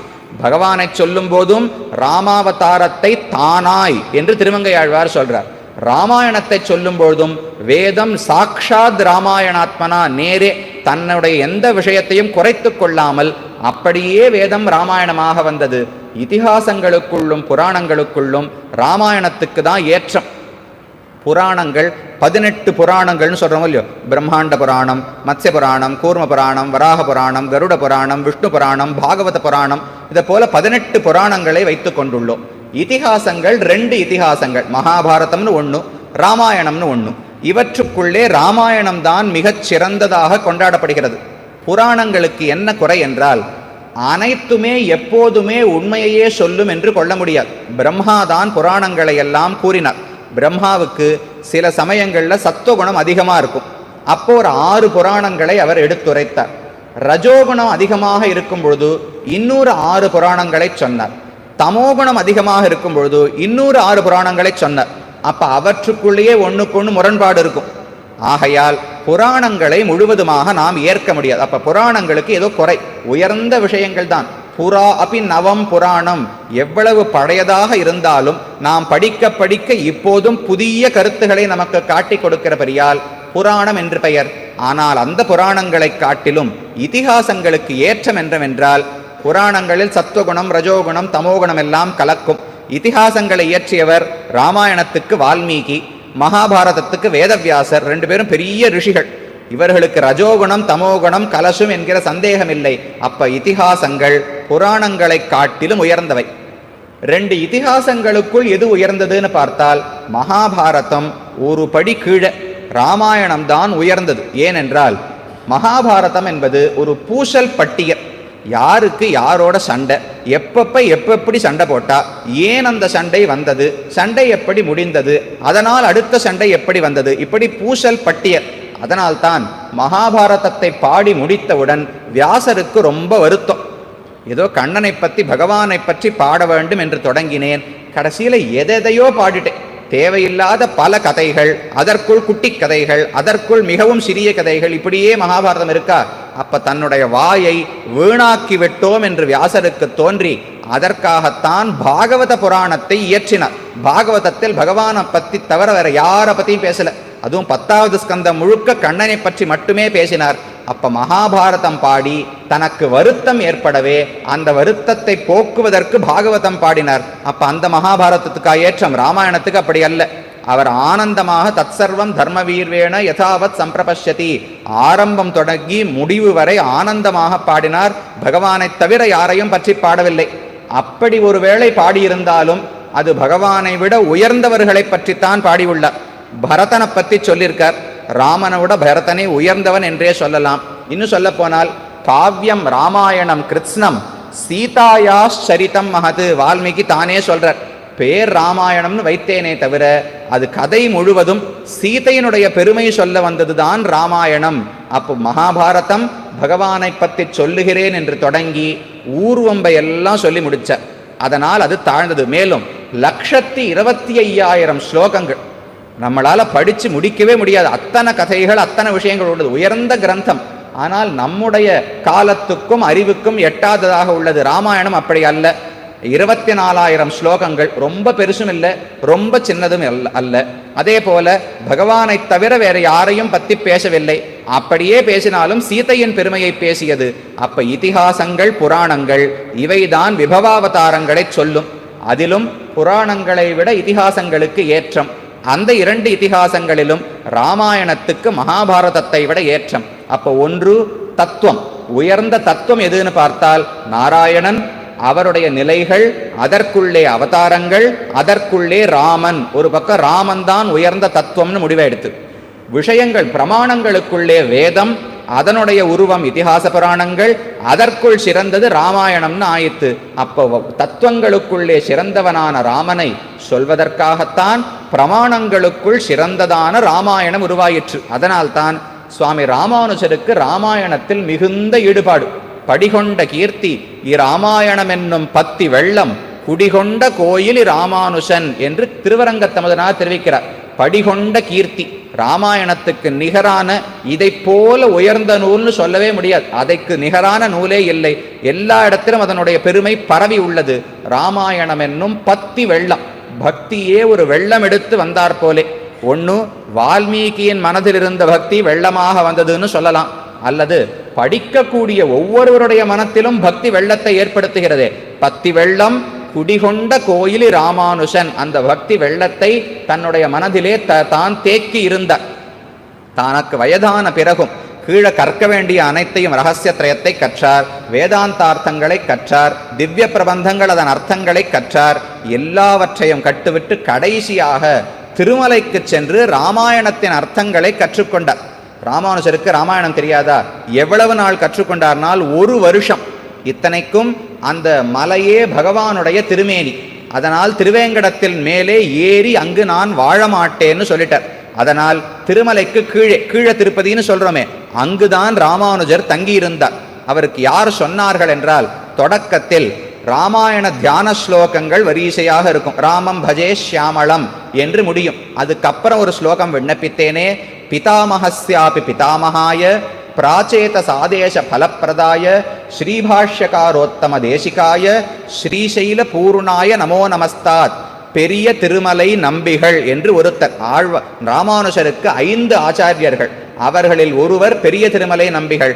அவர் திருமலையில் திருவேங்கடமுடையானுக்கு கைங்கரியம் செய்து கொண்டு அங்கேயே இருந்தார். மேலே ஆகாச கங்கை இருக்கும். அங்கிருந்து தீர்த்தத்தை கொண்டு வந்து தினமும் பகவானுடைய திருமஞ்சனத்துக்கு திருவாராதனத்துக்கு கொடுப்பதுதான் அவருடைய கைங்கரியம். அவரிடத்தில்தான் ராமானுஜர் ராமாயணத்தின் அர்த்தங்களை எல்லாம் பெற்றார். அவருக்கு தாத்தன் என்று பெயர். பகவானே அவரை பார்த்து எனக்கு தகப்பனாரேன்னு அழைத்தார். அதனால தான் சொல்றார் பிதாமஹஸ்யாபி பிதாமகாய. பொதுவாக உலகத்தில் எல்லாருக்கும் நான்முக கடவுளை தாத்தா என்று சொல்வதுண்டு. பிதாமகன் என்று சொன்னால் அவர்தான் பாட்டனார். நான்முக கடவுள் உலகத்தில் இருக்கும் அனைவருக்கும் பாட்டனார். அந்த நான்முக கடவுளை படைத்தது யார்? நாராயணன். அந்த நாராயணனே இவரை பார்த்து தந்தையேன்னு அழைத்தார். அப்படின்னால் பிதாமகருக்கே பிதாமகர் அவர். நான்முக கடவுள் நமக்கு பிதாமகர். அவருடைய தகப்பனாரான நாராயணனே தகப்பனார் என்று அழைத்தார். அப்ப பிதாமகஸ்யாபி பிதாமகாய பிராச்சேத சாதேச பலப்பிரதாய பிராச்சேதசரான வால்மீகி இயற்றிய ராமாயணத்தின் பலத்தை நமக்கு அவர்தான் கொடுக்கிறார். அவரை வணங்கி ராமாயணத்தை படித்தால்தான் அதன் அர்த்தங்களே புரியும். ஸ்ரீ பாஷ்யக்கார உத்தம தேசிகாய ராமானுஜர் தான் பாஷ்யக்காரர். அவருடைய ஆச்சாரியர்களுக்குள்ளே சிறந்தவரான ஸ்ரீசைல பூர்ணாய நமோ நமஸ்தாத், ஸ்ரீசைல பூர்ணர், பெரிய திருமலை நம்பிகள் என்று அவருக்கு பெயர். அவர் பெருமாளிடத்துல கைங்கரியம், மலைக்கு மேலே கைங்கரியம், அதையும் நிறுத்த முடியாது.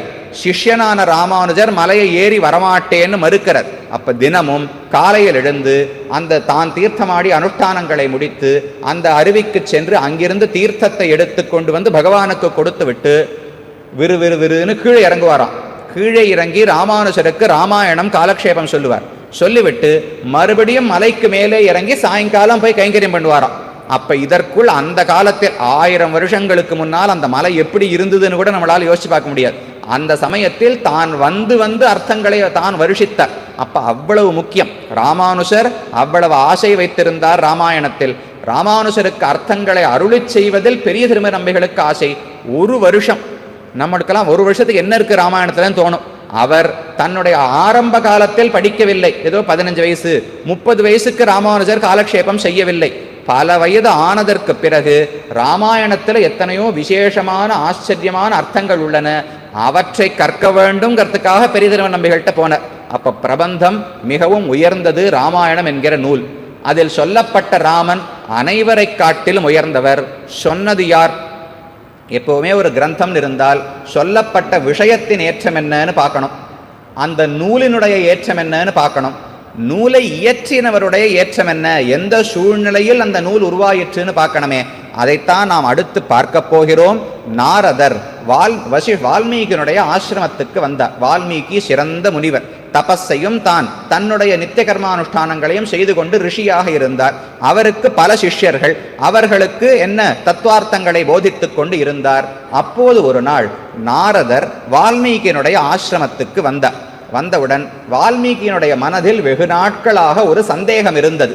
பரம்பொருள் யார்? பரம்பொருள் அவதாரம் செய்கிறார், பல விஷயங்கள் சொல்றாளே, இப்போது பரம்பொருள் யார் என்று அவருக்கு தெரிந்து கொள்ள வேண்டும். ஆனால் நேரே கேட்கவில்லை, தான் பொதுவாக கேட்டார். முதல்ல நாரதர் வந்தாரோ இல்லையோ, அதை பற்றி வால்மீகி தானே தெரிவிக்கிறார். தபஸ்வாத்தியாய நிரதம் தபஸ்வி வாக்விதாம்பரம் நாரதம் பரிபப்ரச்ச வால்மீகிர் முனிபுங்கவம். வால்மீகி நாரதரை பார்த்து கேள்வி கேட்டார். பரிபப்ரச்ச, தான் பணிவோடு பயபக்தியோடு அருகில் நின்று, இங்க ஆச்சாரியன் இருக்கார்னால் அவர் முன்னாடி இப்படி போய் நின்று கேள்வி கூடாது. நாம் ஒதுங்கி இருந்து வாய் புதைத்து அவரிடத்தில் பணிவோடு கேள்வி கேட்க வேண்டும். அதான் பரிபப்ரச்ச. பரிதகா அப்படின்னா சுற்றி நின்றுன்னு அர்த்தம். அவருக்கு முன்னால் எதிர்த்து நின்று கேள்வி கேட்கக்கூடாது. என்னமோ எனக்கு தான் தெரியும், அவருக்கு தெரியுமான்னு பரீட்சை பண்றதுக்கு கேள்வி கேட்கக்கூடாது. நமக்கு உண்மையாக எதை அறிய வேண்டுமோ அதை கேட்க வேண்டும். வால்மீகி பரிபப்ரச்ச, நாரதரிடம் பணிவோடு கேள்வி கேட்டார். அந்த நாரதர் எப்படிப்பட்டவர், வால்மீகி எப்படிப்பட்டவர், இதை புரிந்து கொண்டால் ஒரு ஆச்சாரியன் எப்படி இருக்கணும், சிஷ்யன் எப்படி இருக்கணும்னு சொல்லிக்கிறார். நாரதர் எப்படி? தபஸ்வாத்தியாய நிரதம் வாக்விதாம் வரம் முனி புங்கவம், 3 அடைமொழிகளை நாரதருக்கு கொடுக்கிறார். தபஹா சுவாத்தியாய நிரதம். தபஸ் என்றால் தவம், தான் செய்ய வேண்டிய தவம்னால் விரதங்கள் இருக்கணுமோ இல்லையோ, இன்னென்ன சமயங்கள் விரதங்கள் இருந்து உடலை வருத்தி கொண்டு செய்யக்கூடிய தர்ம காரியங்களுக்கு தபஸ் தவம் என்று சொல்லப்படுகிறது. அந்த தவத்திலும் சுவாத்தியாயம், அவருடைய வேதத்தினுடைய கல்வி. சுவாத்தியாயம்னால் அவரவர் வேதத்தை தினமும் ஓதிக்கொண்டே இருக்க வேண்டும். ஒரு முறை கற்றுக்கொண்டு விட்டால் போராது, வேதம் மறந்தே போய்விடும். அப்ப அந்த வேதத்தை மறுபடியும் சொல்லிக்கொண்டு அதன் அர்த்தங்களை நாம் மனனம் செய்து கொண்டே இருக்க வேண்டும். அப்ப தபஸ்வாத்தியாய நிரதம், சிறந்த நடத்தையை கொண்டவர், அனுஷ்டானம் கொண்டவர். கற்று வித்தியை மட்டும் இருந்தால் போராது, வித்தியைக்கு தகுந்த நடத்தை இருக்கணுமே, நடைமுறைப்படுது. கற்க கசடர கற்பவை கற்றபின் நிற்க அதற்கு தக. அதைத்தான் சொன்னார். முதலில் தபஸ்வாத்தியாய நிரதம், தபஸிலும் சுவாத்தியாயம் என்கிற வேதத்தை ஓதுதலிலும் நிரதம் என்றுமே ஆசை உடையவராக, ஈடுபாடு உடையவராக இருந்தார். அடுத்து வாக்விதாம் வரம், நல்ல பேச்சு சாமர்த்தியம். ஆச்சாரியனுக்கு எப்படி உபதேசித்தால் சிஷ்யனுக்கு புரியும், எந்த இடத்துல விரித்துரைக்க வேண்டும், எந்த இடத்துல சுருக்கி உரைக்க வேண்டும் என்று எல்லாம் தெரியணுமே. வாக்விதாம் வரம், நல்ல பேச்சு சாமர்த்தியத்தை உடையவள். ஆண்டாள் திருப்பாவையில் 2 பாசுரங்கள், 13வது பாசுரம் 14வது பாசுரம் 2 பிள்ளைகளை எழுப்பினார். ஒருத்திக்கு போதரி கண்ணினாய்னு பெயர், மற்றொருத்திக்கு நாவுடையாய்னு பெயர். போதரி கண்ணினாய் என்றால் அழகான கண்ணுடையவள். கண் என்றால் ஞானம்னு பொருள். ஏன்னா கண் என்ன பண்றது? விஷயங்களை நாம் அறிவதற்கு கருவியாக உள்ளது. அப்ப கண் என்று சொன்னால் உள்ளுரை பொருள், ஞானம் அதிகமாக கொண்டவள். போதரி கண்ணினாய் என்றால் சிறந்த ஞானமுடையவள். கண்ணு எப்படி ஒரு பொருளை அறிவதற்கு காரணமோ, அறிவை கொண்டுதானே ஒரு பொருளை அறிகிறோம். அப்ப கண், போதரி கண் என்றால் அழகான ஞானமுடையவள். அடுத்தது நாவுடையாய், பேச்சு சாமர்த்தியம் உடையவள். இந்த 2 பாசுரங்களையும் சேர்த்து ஒரு ஆச்சாரியனுடைய லட்சணத்தை ஆண்டாள் தெரிவிக்கிறாள்னு சொல்வார்கள். போதரி கண்ணினாய் நாவுடையாய் என்று அதே தான் சொல்றார். தபஸ்வாத்தியாய நிரதம், சிறந்த அனுஷ்டானம் உடையவர். வாக்விதாம் வரம், நல்ல பேச்சு சாமர்த்தியம் உடையவர். அதற்கு மேலே முனி புங்கவம், முனி என்றால் மனனம் செய்யக்கூடியவர். தான் அறிந்த அர்த்தங்களை மறுபடியும் ஆலோசனை செய்து ஆழமாக மனதில் பதித்து வைத்தவர். அப்ப ஞானம்ங்கிறது மேலோட்டமா இருக்கக்கூடாது. வெறும் படிக்கிறதுன்னு ஒண்ணு, அதற்கு மேலே கற்பதுன்னு சொல்றோம். அந்த அளவுக்கு அது போகணுமோ இல்லையோ. அப்ப முதலிலே நிறைய படிச்சிருக்கார். அது மனதில் தங்கும் அளவுக்கு மனனம், தான் ஆலோசனை செய்து அதை மனதில் வைத்திருக்கிறார். அடுத்தது அதை எடுத்துச் சொல்வதற்கான பேச்சு சாமர்த்தியமும் உள்ளது. மூன்றாவது அதன்படி தான் வாழ்ந்தும் காட்டுகிறார். இது 3 ஆச்சாரியனுக்கு வேணும். ஆச்சினோதிஹி சாஸ்திரார்த்தான் ஆச்சாரே ஸ்தாபயத்யபி ஸ்வயம் ஆச்சரதே யஸ்மாத் தஸ்மாத் ஆச்சாரிய உச்சதே. ஒருவருக்கு ஏன் ஆச்சாரியன்னு பெயர் என்றால், சிஷ்யனுக்கு எந்த காலத்தில் எந்த அர்த்தத்தை உபதேசிக்க வேண்டும் என்று தேர்ந்தெடுத்து உபதேசிப்பாராம். இந்த ஞான முத்திரைன்னு சொல்றாளோ இல்லையோ, எதுக்கு இதுனால் அங்கங்க இருக்கிற விஷயங்கள் மொத்தமா ஒரு நூலில் இருக்கிற விஷயங்களை சொன்னா சிஷ்யனுக்கு புரியாது.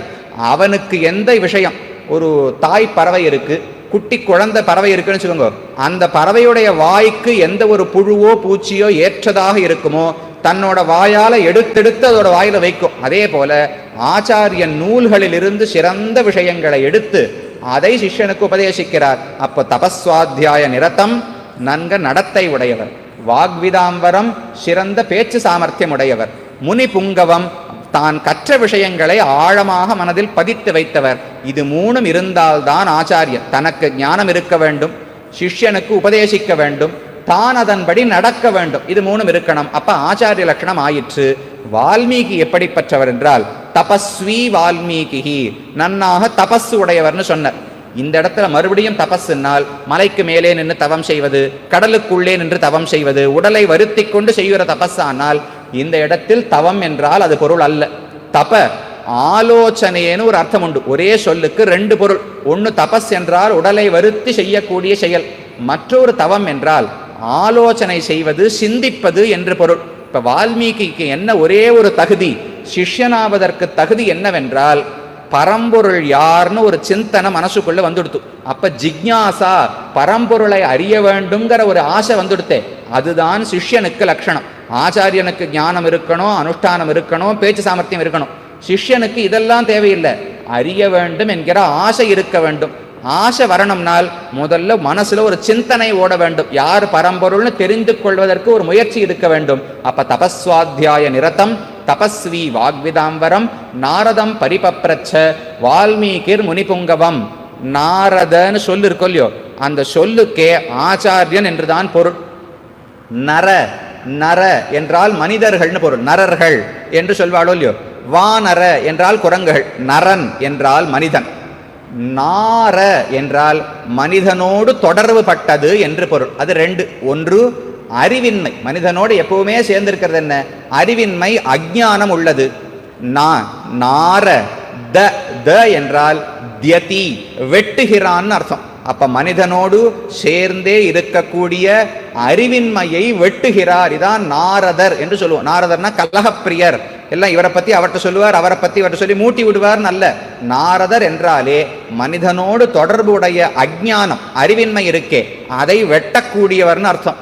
இன்னொரு அர்த்தம் இருக்கு, நர என்றால் மனிதன், நார என்றால் மனிதனோடு சேர்ந்ததான அறிவு. இப்ப அறிவின்மைன்னு வச்சுக்க வேண்டாம், அறிவு ஞானம்னு வச்சுக்கோங்க. அதை ததாதி கொடுக்கிறார். இப்போ மனிதனோடு தொடர்பு பட்ட அறிவின்மையை வெட்டுகிறார், மனதோடு தொடர்பு உடைய அறிவை கொடுக்கிறார். இதுதான் ரெண்டு அர்த்தம் அந்த நாரதங்கிற சொல்லுக்கு. அப்போ குருவினுடைய லட்சணங்கள் பூர்ணரான நாரதரிடம் சிஷ்யருடைய லட்சணங்கள் பூர்ணமாக இருந்த வால்மீகி இவ்வாறு கேள்வி கேட்டார். நாரதம் பரிபப்ரச்ச வால்மீகிர் முனிபங்கவம், இப்படி கேள்வி கேட்டார்னு சொன்னார். என்ன கேள்வி கேட்டார்?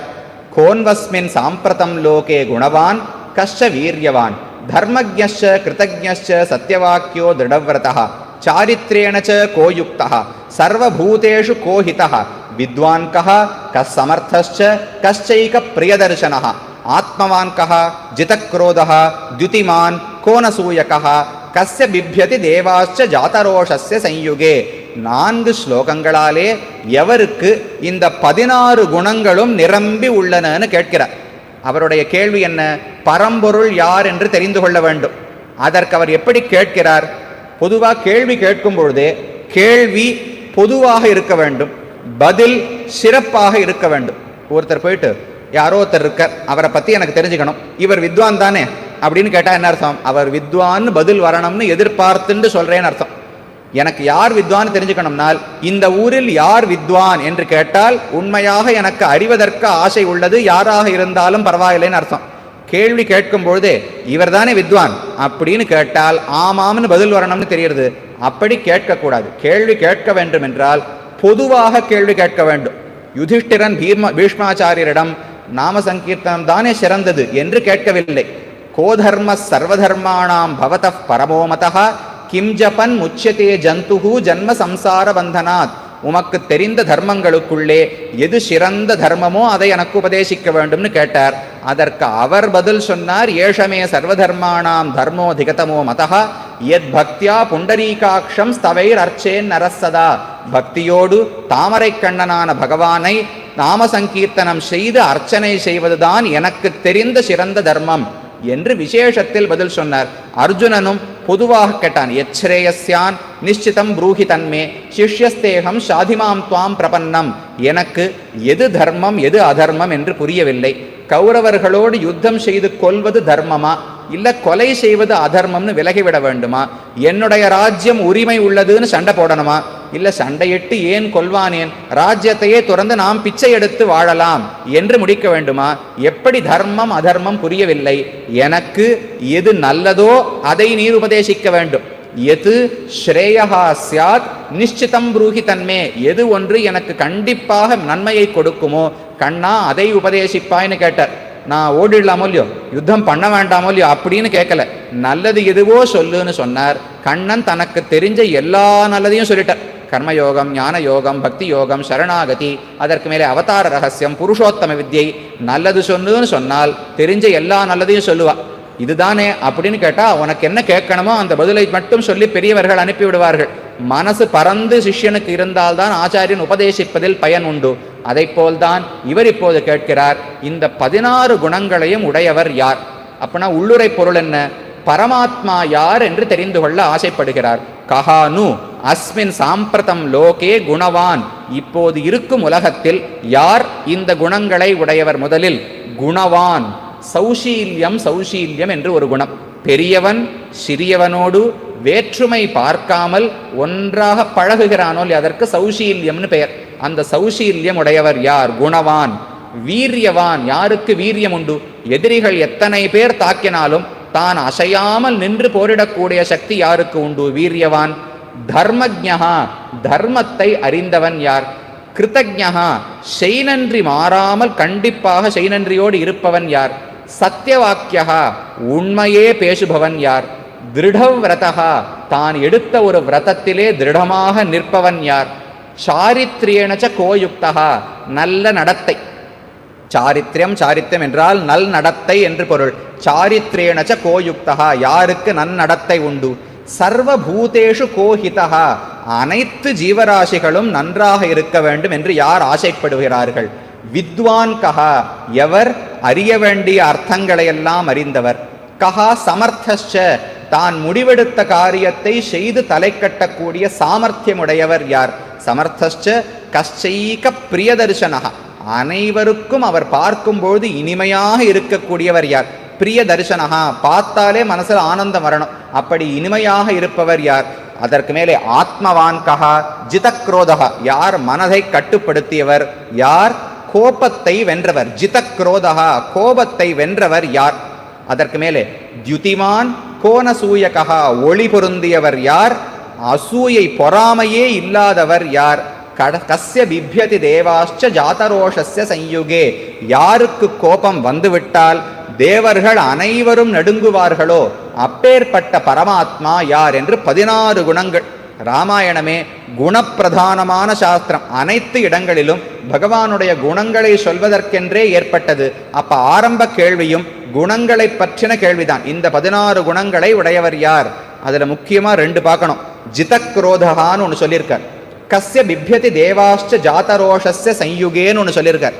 எவர் கோபத்தை வென்றவர் ஒரு கேள்வி, யாருக்கு கோபம் வந்தால் உலகமே நடுங்கும் கடைசி கேள்வி. 2க்கும் முரண்பாடு இருக்கா? முரண்பாடே கிடையாது. தான் ஜெயித்தவர். ஆனால் எங்கு நியாயமாக கோபப்பட வேண்டுமோ அந்த இடத்தில் கோபப்பட்டால் உலகமே நடுங்க வேண்டும். இவர் கோபம், எனக்கு கோபமே வராது சுவாமின்னா, பலமே இல்லாதவன் கோபப்படாமல் இருப்பதில் எந்த பெருமையும் கிடையாது. எனக்கு கோபம் வந்தாலும் என்னால் ஒண்ணுமே பண்ண முடியாதுன்னால் எனக்கு கோபமே கிடையாது தெரியுமோன்னா, கோபம் வந்தா மட்டும் என்ன கீழ்ச்சிட போறீர் என்று கேட்பாளோ இல்லையோ? அப்படி அல்ல ராமன். ராமனுக்கு கோபம் வந்தால் உலகங்கள் அனைத்தும் நடுங்கும். ஆனால் ஜிதக்ரோதகா, கோபத்தை ஜெயித்தவனாக இருக்கிறார். இந்த 16 குணங்களை உடையவர் யார் என்று கேட்க நாரதர் பதில் கூறினார், பகவோ துர்லபாச்சைவ ஏத்வயா கீர்த்திதா குணாக முனே வக்ஷ்யாம்யகம் புத்வா தைர்யுக்த ஸ்ரூயதாம் நரஹா. நீர் கேட்ட குணங்கள் மிகவும் அரிதானவை. ஒவ்வொருத்தர்கிட்ட தனித்தனியா இருக்கிறதே மிகவும் கடினம். அனைத்தும் சேர்ந்து ஒருவரிடத்தில் உள்ளதான்னு கேள்வி கேட்டிருக்கிறீர். முனே வக்ஷ்யாமி அகம் புத்வா, நான் அறிந்து கொண்டு உமக்கு சொல்லுகிறேன் அப்படின்னு இருக்கு. என்ன சாமி, இப்பதான் நாரதருக்கு எல்லாம் தெரியும், குருவினுடைய லட்சணம் முழுக்க இருக்கு, அனைத்தையும் அறிந்தவர்னு சொல்லிட்டு கேள்வி கேட்ட உடனே இருங்கோ புசத்தை பார்த்துட்டு வந்து சொல்றேன்னு சொன்னா, அப்ப நான் அறிந்து கூறுகிறேன், புத்வா வக்ஷியே, தெரிந்து சொல்லுகிறேன்னு என்ன சொல்றார்னால், இனிமேல் சென்று நாரதர் அறிந்து கொள்ள வேண்டும் என்பதல்ல, அவர் குணங்களை சொல்லும் பொழுதே இதை உடையவன் ராமன்தான் என்று நாரதர் மனதுக்கு தெரிந்து விட்டது. ஆனால் இத்தனை குணங்களை உடையவர் ராமன் ஒரு நிமிஷம் நினைச்சாரோ இல்லையோ, அவர் பக்தன் தானே, ஒரு நிமிஷம் அந்த குணங்களிலே ஆழ்ந்து விட்டார். அப்ப அவருக்கு சட்டுன்னு பேச வரல, கொஞ்சம் தேர்த்திக் கொள்கிறேன், நான் என்னை தேர்ச்சிக்கொண்டு அதற்கு பின் உனக்கு சொல்கிறேன். முனே வக்ஷ்யாமி அகம் புத்வானால் தெரிந்து கொண்டு சொல்கிறேன் என்பதல்ல. தெரிந்து கொண்டு சொல்றேன்னா அப்ப நடுவுல காலம் தாழ்த்தி பதில் சொல்லிருக்கணுமே, நடுவுல காலமே செல்லவில்லை. முன் ஸ்லோகம் தெரிந்து கொண்டு சொல்கிறேன் என்று, அடுத்த ஸ்லோகம் இக்ஷ்வாக்கு வம்ச பிரபவ ராமோ நாம ஜனைஸ்ருதா, இக்ஷ்வாக்கு வம்சத்தில் தசரதனின் குமாரனாக பிறந்த ராமனுக்கு தான் நீர் சொன்ன 16 குணங்களும் நிரம்பி உள்ளன என்று பதில் சொல்லிவிட்டார். அப்ப தான் நின்று புஸ்தகத்தை பார்த்து யாருன்னு தெரிந்து வர தேவையில்லை. முனே வக்ஷ்யாம்யகம் புத்வா என்றால் என்னை தேற்றிக்கொண்டு பேசுவதற்கான நிலைமையில் நான் முதலில் வருகிறேன், வந்ததற்கு பிறகு சொல்கிறேன். தன்னை தேற்றிக்கொண்டு அப்படி நினைத்தவுடன் அப்படி அவர்களுக்கு பக்தியாலே மனது ஆழங்கால் படுகிறது. அப்ப புத்வா தைர்யுக்த ஸ்ரூயதாம் நரஹா இக்ஷ்வாக்கு வம்ச பிரபவ ராமோ நாம ஜனைஸ்ருதா. பதில் சொல்லிட்டு அதோடு நிறுத்தல. நீர் சொன்ன 16 குணங்கள் இவருக்கு இருக்கு. இதை தவிர அவர் ஒரு 30-40 குணங்களை பட்டியலிடுற. அதெல்லாம் நாம பார்க்க ஆரம்பிச்சா இன்னைக்கு முடிக்கவே முடியாது. அப்ப இப்படிப்பட்ட பல குணங்கள். சமுத்திர இவ காம்பீர்யே தைரியேன ஹிமவானிவ, காம்பீரியத்தில் பார்த்தால் ஆழமான தன்மையில் பார்த்தால் சமுத்திரம் எவ்வளவு ஆழமோ அவ்வளவு ஆழமான மனது. ஹிமாலயம் எப்படி திருடமாக இருக்குமோ அப்படி திருடமானவர். பூமி பிராட்டி எப்படி பொறுமையாக உடுப்பளோ அதை போல் பொறுமை உடையவர் என்று பல குணங்களை சொன்னார். ராமனுடைய கதையையும் சுருக்கமாக சொன்னார். ராமாயணத்தின் பாலகாண்டத்தில் முதல் சர்க்கத்தை தான் நாம் பார்த்து கொண்டிருக்கிறோம். நாரதர் வருகிறார், வால்மீகி கேள்வி கேட்டார், அதற்கு பதில் சொல்லிவிட்டு ராமாயண சரித்திரத்தை சுருக்கமாக வால்மீகிக்கு உபதேசிக்கிறார். உபதேசித்து விட்டு நாரதர் புறப்பட்டு விட்டார். அதற்கு மேல் கொஞ்சம் காலம் தாமதமாகிவிட்டது. வால்மீகி அந்தந்த சமயத்துக்கு போய் தான் நீராடி செய்ய வேண்டிய அனுஷ்டானங்களை பண்ணணுமோ இல்லையோ, இடையில் நாரதர் வந்தபடியால் சற்று காலதாமதம் ஆகிவிட்டது. பொதுவாக தினமும் அவர்கள் கங்கையில் சென்று நீராடி அனுஷ்டானங்களை செய்வார்கள். அன்னைக்கு கங்கை தொலைவில் இருந்தபடியால் செல்ல முடியாதுன்னு பக்கத்துல தமசா என்கிற ஒரு நதி இருந்தது. அந்த தமசா நதிக்கு செல்லலாம் என்று வால்மீகி முடிவெடுத்தார். அவருடைய சிஷ்யர் பரத்வாஜர் என்பவர். அப்ப வால்மீகியும் பரத்வாஜரும் கங்கைக்கு செல்ல வேண்டாம், நாம் தமசா நதியில் குளித்து அனுஷ்டானங்களை முடிக்கலாம் என்று முடிவெடுக்க தமசைக்கு சென்றார்கள். அங்கு சென்று குளித்து கொண்டிருக்கும் போது அப்போது அழகான ஒரு உத்தியானம், அந்த ஒரு பூங்காவிலே 2 கிரௌஞ்ச பறவைகளை பார்த்தார் வால்மீகி. ரெண்டும் ஒரு ஆண் ஒரு பெண், 2 பேரும் ஆசையோடு விளையாடி கொண்டிருந்தன, ஒருவருக்கொருவர் காதலோடு இருந்தன. அப்போது ஒரு வேடன் மறைந்திருந்து அம்பாலே அந்த ஆண் பறவையை கொன்று விட்டார். பார்த்ததும் ரத்தமா கொட்டுறது. அந்த பெண் பறவைக்கு என்ன செய்வதென்று தெரியவில்லை. தான் கத்கத ஸ்வரத்திலே அழுகிறது. இதை பார்த்து கொண்டிருந்த வால்மீகிக்கு மிகுந்த வருத்தம். இப்படி 2 பேர் சேர்ந்து ஆனந்தமா இருக்கிறச்சே, இந்த வேடன் அம்பை எய்து பிரித்து விட்டானே, அவனுக்கு நாம் சாபம் கொடுக்க வேண்டும் என்று தன்னிச்சையாக தான் முடிவெடுத்து இப்படி பேசுவோம்னு முடிவெடுக்கல. தானாக அந்த நிஷாதன் பேரிலே இருந்த கோபத்தாலே தன்னுடைய கோபம் ஸ்லோகமாக வெளியே வந்தது. ஷோகா ஸ்லோகத்துவம் ஆப்புனியாத்துன்னு தெரிவிப்பார்கள். மனசுல வருத்தம் இருந்ததோ இல்லையோ, தானாக வெளியே ஸ்லோகமாக வந்தது. மானிஷாத பிரதிஷ்டாந்தம் அகம சாஸ்வதி சமாக எத் கிரௌஞ்சமிதுனாதேகம் அவதி காமமோகிதம். இதுதான் வால்மீகி சொன்ன ஸ்லோகம். நிஷாத வேடனே, பிரதிஷ்டாந்தம் அகமஹா சாஸ்வதி சமாஹா மா. மா என்றால் மாட்டாய், கிடையாது என்று பொருள்.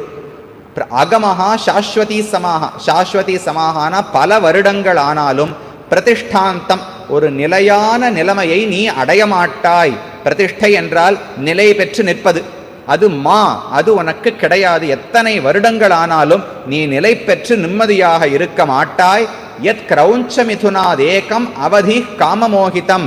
ஆசையோடு காதலித்து கொண்ட 2 கிரௌஞ்சி பறவைகளுக்குள்ளே ஒன்றை அடித்து கொன்றாயே, ஆகையால் உனக்கு என்றுமே நிம்மதி இருக்காது என்று ஸ்லோகம் வந்தது. ஸ்லோகத்தை அப்புறம் ஆலோசனை செய்து பார்த்தார். எழுத்துகள்லாம் சரியா இருக்கு. எங்கெங்க நெடில் வரணுமோ, எங்க குரில் வரணுமோ, எங்க மெய்யெழுத்தோ எல்லாம் சரியா இருக்கு. சொல்லி பார்த்தா இசையும் சரியாக வருகிறது, சந்தஸ் சரியா இருக்கு. இவ்வளவு நல்லா நாம ஸ்லோகம் பண்ணுவோம்னு நமக்கே தெரியாதே என்று அவருக்கு ஆச்சரியம். சிஷ்யர்களிடத்தில் சொன்னார், அவர்களும் போற்றினார்கள்.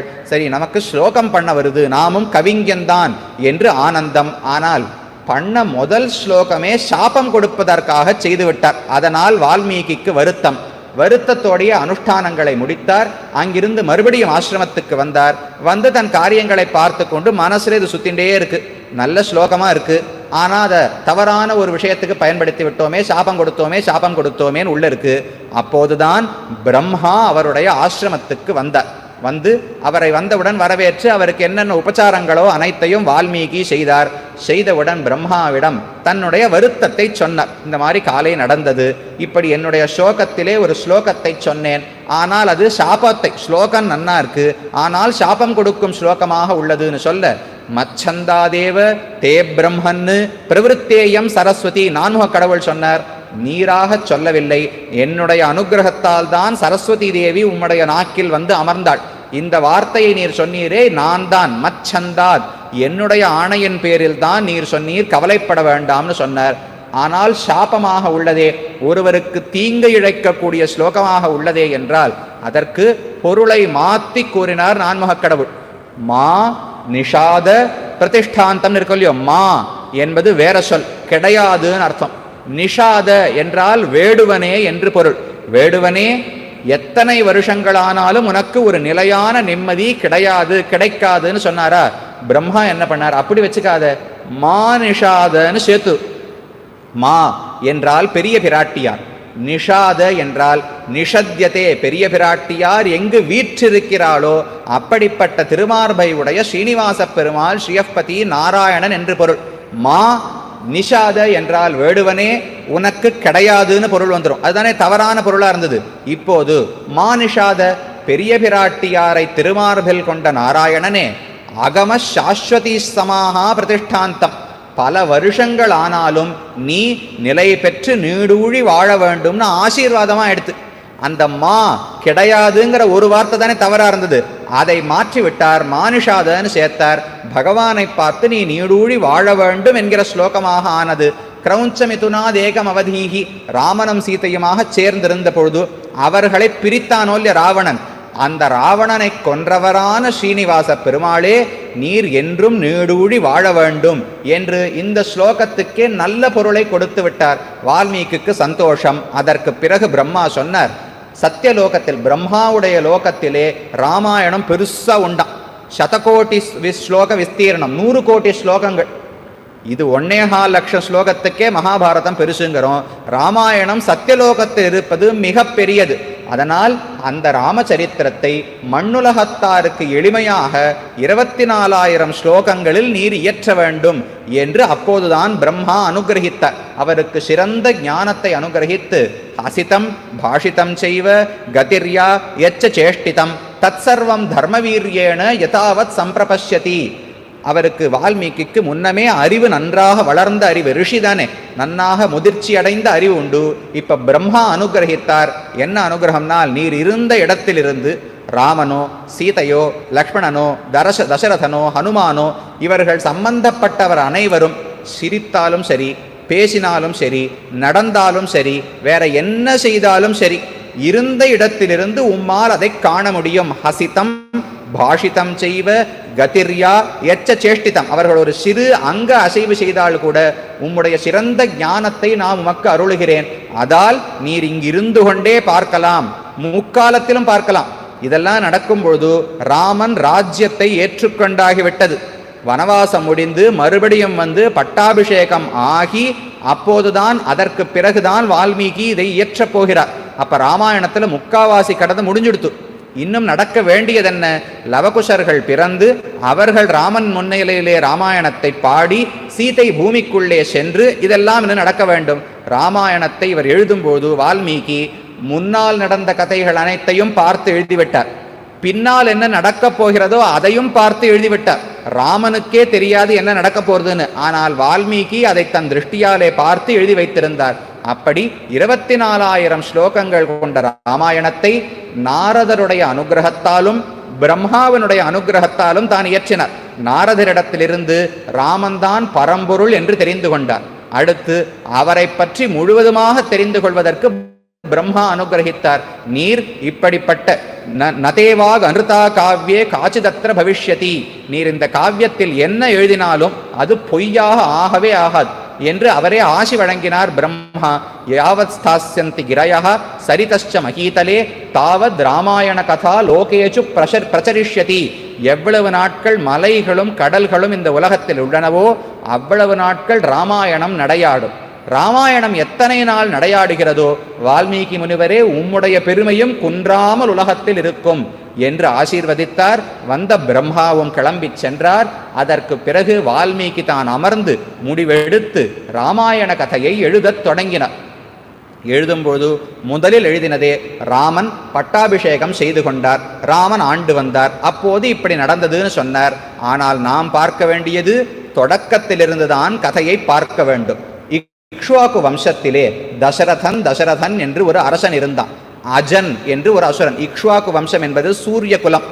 மனு பகவானுக்கு சூரியன் புத்திரன், அந்த சூரியனுக்கு இக்ஷ்வாகு புத்திரர். அந்த இக்ஷ்வாகுனுடைய வம்சம் இது, அதனால இக்ஷ்வாகு வம்சம்னு சொல்றோம். அதில் சகரன் என்று ஒரு அரசன் இருந்தான். அம்சுமான், அசமஞ்சஸ், பகீரதன் அனைவரும் அரசர்களாக இருந்தார்கள். அஜன் என்று ஒருவர் இருந்தார். அஜனுடைய பிள்ளையாக தசரதன் இருந்தார். 10 திசைகளிலும் தன்னுடைய தேரை ஓட்டக்கூடிய சாமர்த்தியமுடையவர். தேவர்களுக்கும் அசுரர்களுக்கும் யுத்தம் நடந்தால் தசரதன் சென்று தேவர்கள் பக்கத்தில் சண்டையிட்டு விட்டு வருவாராம். அப்பேற்பட்ட சக்தி உடையவர் அந்த தசரதன். அவர் அயோத்தியிலிருந்து சரயூ நதி கரையில் இருந்த ஒரு பூமி பிரதேசம், அதற்கு கோசல தேசம் என்று பெயர். அதன் ராஜதானியாக அயோத்தியா, ஜெயிக்கப்பட முடியாத நகரம். அயோத்தியா என்றால் அதை எதிர்த்து போர் தொடுத்து ஜெயிக்கவே முடியாது. ஸ்ரீவைகுண்டம் இருக்கே பகவானுக்கு பரமபதம், அதற்கும் அயோத்தியா அபராஜிதா என்று பெயர். அதை எதிர்த்து வெல்லவே முடியாது. இங்கு ராமனுடைய நகரத்துக்கும் அயோத்தியா என்று பெயர். அந்த அயோத்தியில் இருந்து கொண்டு செங்கோலாட்சி புரிந்து வந்தான். மக்கள் அனைவரும் சந்தோஷமாக இருந்தார்கள். ஒருவருக்கும் துக்கம் கிடையாது. திரஷ்டும் சக்கியா அயோத்தியாயாம் நா வித்வான் நச்ச நாஸ்திகா என்று தெரிவிக்கிறார்.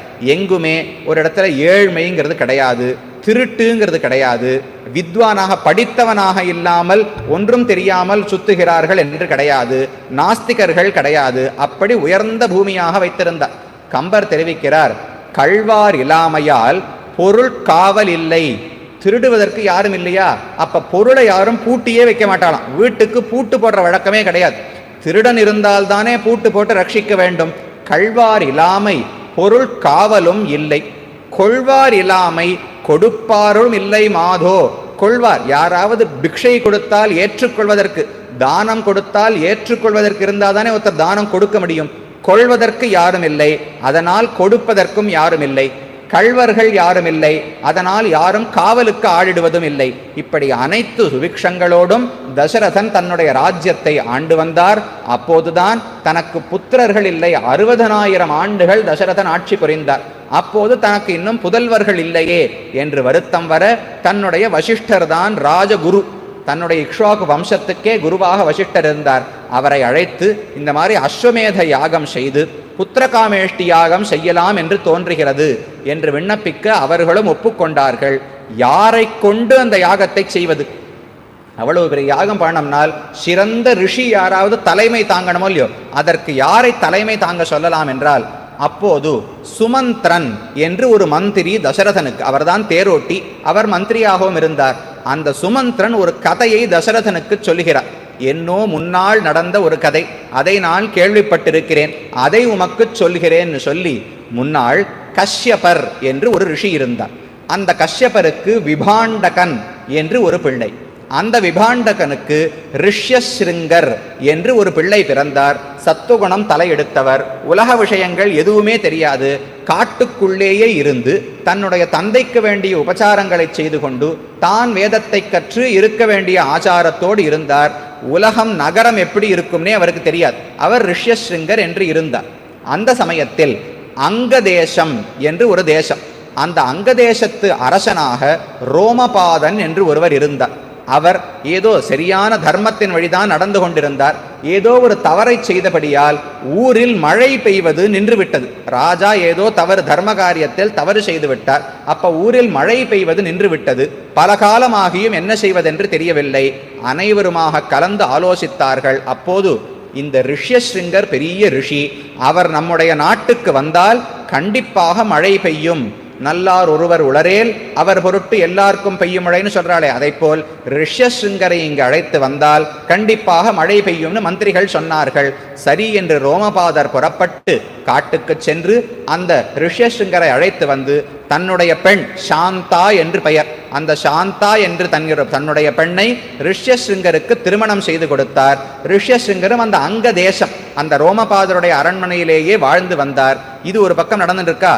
அந்த ரிஷ்யஸ்ருங்கரை அழைத்து இந்த யாகத்தை செய்ய வைக்கலாம் என்று சுமந்திரன் அறிவுரை கூறினார். வசிஷ்டரை அழைத்து அவரிடம் சொல்லினார்கள். வசிஷ்டரும் ஏற்றுக்கொண்டார். அவர்தான் சரியானவர், சிறந்த தபசு ஞானமுடையவர், நன்றாக யாகத்தை செய்து வைப்பார், அவரை அழைத்து வரலாம்னு சொன்னார்.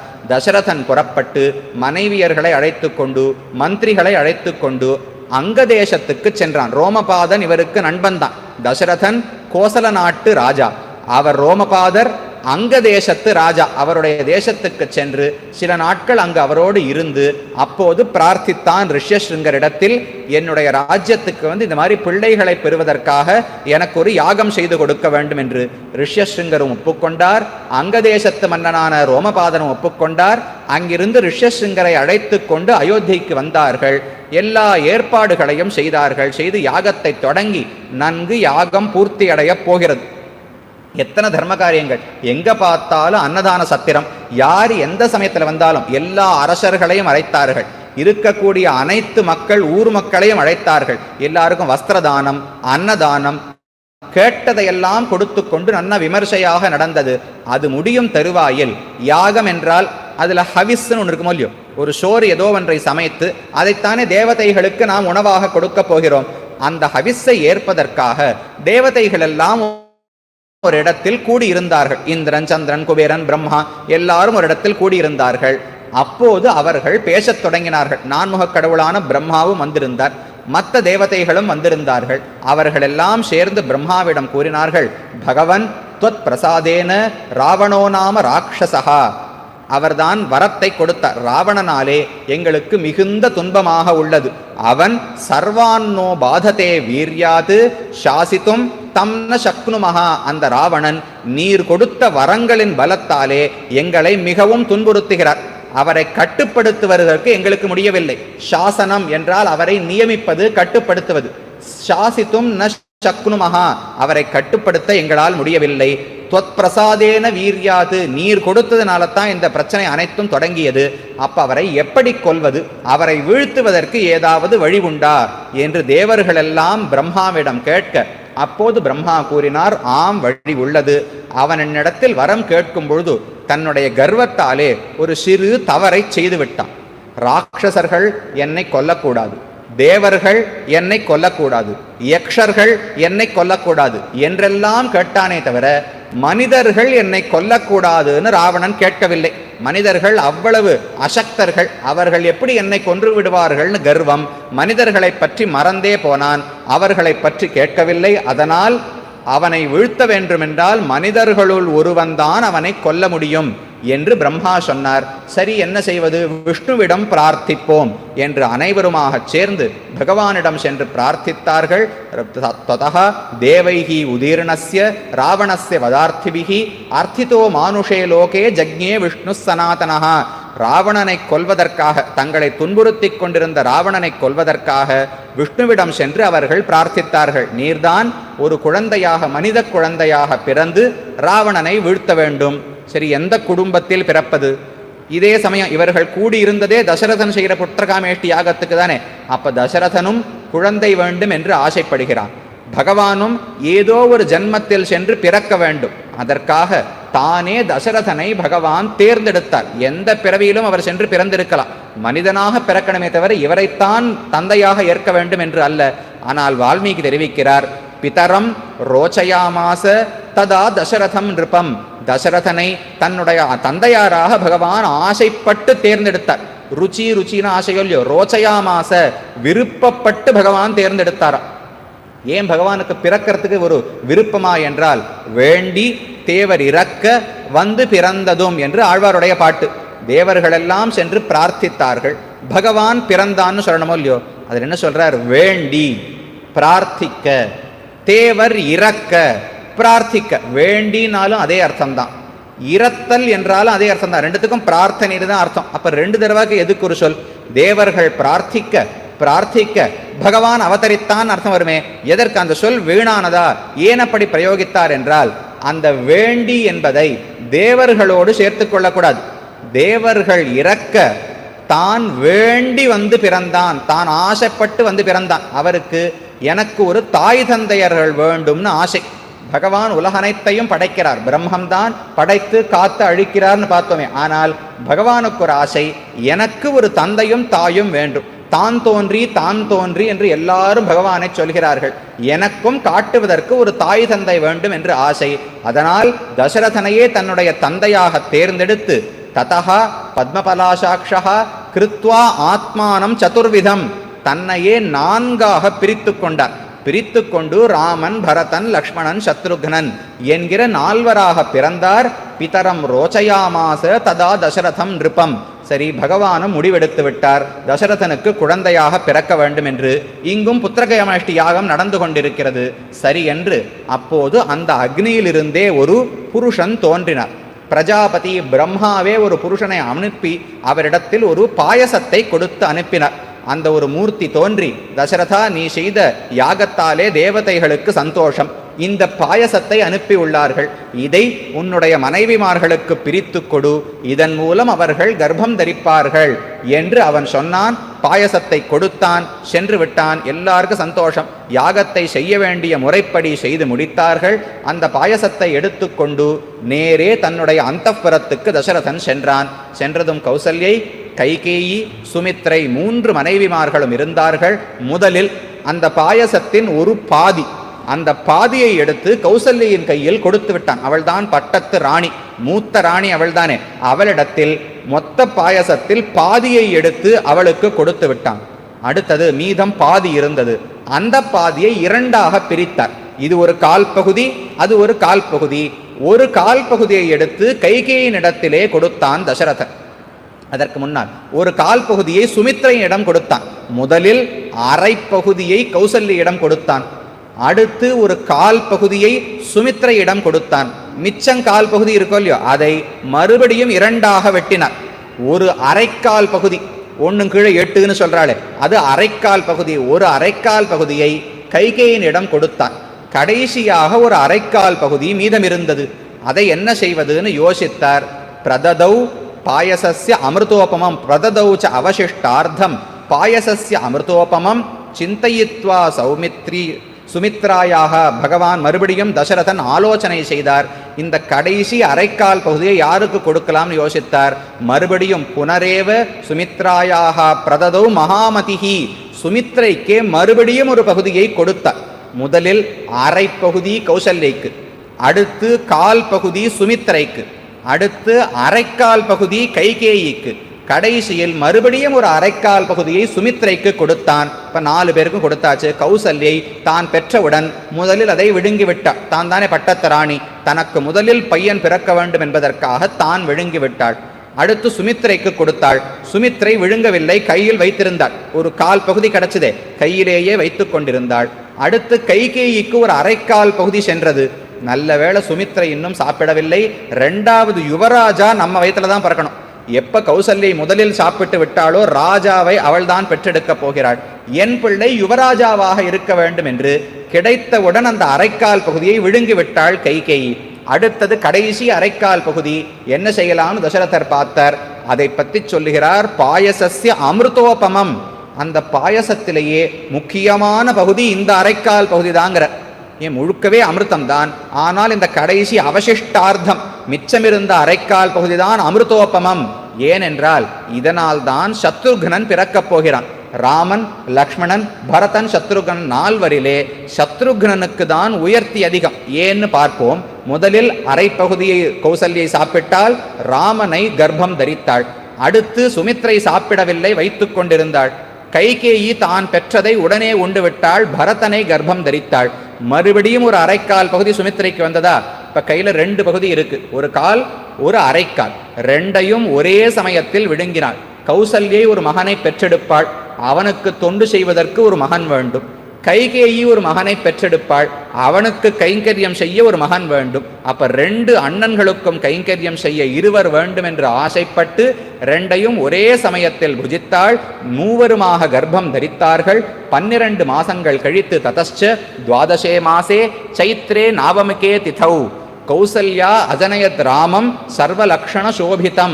12 மாதங்கள் கழித்து ஒரு சித்திரை மாசத்திலே புனர்வசு நட்சத்திரத்திலே சுக்லபக்ஷ நவமி அன்று ராமனை கௌசல்யை பெற்றெடுத்தாள். பகவான் தான் அவதரித்தான், பிறந்தான்னு சொல்லக்கூடாது. நமக்கு பிறவினா பிறவி கர்மத்தாலே பிறக்கிறோம், அவன் அவதரிக்கிறான். அவதரணம்னா மேலேந்து கீழே இறங்குறது. இப்ப இந்த மாடிப்பட்டி இருக்கு இல்லையோ, மாடிப்படிக்கட்டில் இறங்கி வந்தால் அவதரதி, விருக்ஷாத் அவதரதி, ஒரு மரத்தில் ஏறியவர் கீழே இறங்கி வந்தார்னு வச்சுங்கோ, அவதரணம்னு சொல்லுவோம். பகவான் எங்கேருந்து இறங்கி வருகிறார்? மரம் இல்லை, இந்த மேல் மாடி இல்லை, வைகுண்டத்திலிருந்து இறங்கி இந்த சம்சாரத்துக்குள் நமக்காக வருகிறார். அப்ப அவர் தோன்றினார், அவதரித்தார் என்று சொல்கிறோம். ராமன் புனர்வசு அன்று அவதரித்தார். அடுத்து புஷ்யே ஜாதஸ்து பரதா, பரதாழ்வான் புஷ்ய நட்சத்திரத்திலும் லக்ஷ்மணன் சத்ருக்னன் இருவரும் இரட்டையர்களாக ஆயில்ய நட்சத்திரத்திலும் அவதரித்தார்கள். 4வரும் பிறந்தார்கள். தசரதன் அனைவருக்கும் சந்தோஷம், யாகம் செய்து வைத்த ரிஷ்யசிங்கருக்கும் சந்தோஷம். அனைவருமாக பெயரிட வேண்டுமே, 11வது நாள் முடிஞ்ச உடனே பெயரிட வேண்டுமே. வசிஷ்டாச்சாரியர் வந்தார். அவரவரை பார்த்து அவர்களுடைய தன்மை என்னன்னு தோணித்தோ அதற்கு தகுந்து பெயர் வைத்தார். ராம இதி அபிராமேண வபுஷா தஸ்ய சோதிதா, அவனுடைய புரு உடலை பார்த்தால், திருமேனியை பார்த்தால் அனைவரையும் ஆனந்தம் கொடுத்து இழுக்கக்கூடியவன் தோணித்து.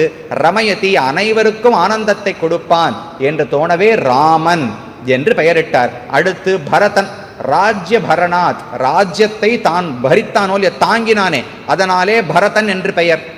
ஏ சுவாமி, பரதன் 14 ஆண்டுகள் தாங்கினார், ராமன் 11,000 ஆண்டுகள் தாங்கினார். அப்ப யாருக்கு பரதன்னு பேர் வைக்கணும்? 11,000 ஆண்டுகள் ஆட்சி புரிந்தவர் ராஜ்யத்தை தாங்கினாரா? 14 வருஷம் ஆட்சி புரிந்தவன் ராஜ்யத்தை தாங்கினாரானால் ராமன் அதை ஒரு பாரமாக நினைக்கவில்லை.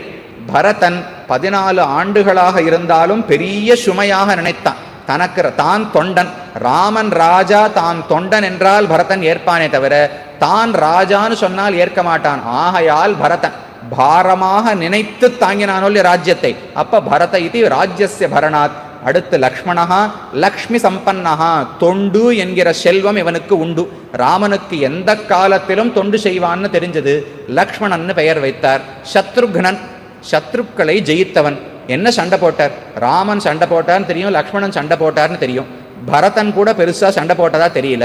சத்ருக்னன் எங்க சண்டை போட்டார்னால், லவணாசுரன் ஒருத்தரை கொன்று அந்த இடத்துல மதுரைங்கிற பட்டணத்தையே கட்டினார். அவர் தான். அது இருக்கு மேல உத்தர ராமாயணத்துல சரித்திரம் இருக்கு. ஆனால் இந்த இடத்தில் சத்ருக்னன் என்றால் தன்னுடைய புலன்கள் இருக்கே, வெளியில் இருக்கிற சத்ருவை சொல்லல, நமக்கு உள்ளேயே இருக்கக்கூடிய சத்ருக்கள், கண்ணு, காது, மூக்கு, நாக்கு, தோல், மனது, இந்த 6 புலன்கள் என்கிற சத்ருக்களை வென்றவன் சத்ருக்னன் என்று பெயர் வைத்தார். பெயர் வைத்தாகிவிட்டது. அனைத்து குழந்தைகளையும் தொட்டில் இட வேண்டும். ராமன், பரதன், லக்ஷ்மணன், சத்ருக்னன் எந்த கிரமத்தில் பிறந்தார்களோ அதே கிரமத்தில் தொட்டிலில் இட்டார்கள். குழந்தைகளுக்கு ஒரே அழுகை, நிற்கவே மாட்டேங்கிறது, அழுதுண்டே இருக்கு, என்ன பண்றதுன்னு தெரியல. வசிஷ்டாச்சாரியர் வந்தார், தன்னுடைய ஞான கண்ணாலே பார்த்தார். சரி, மாத்தி விடுவோம் என்று ராமனுக்கு அருகிலே லக்ஷ்மணனுடைய தொட்டிலை கொண்டு வந்து வைத்தார்.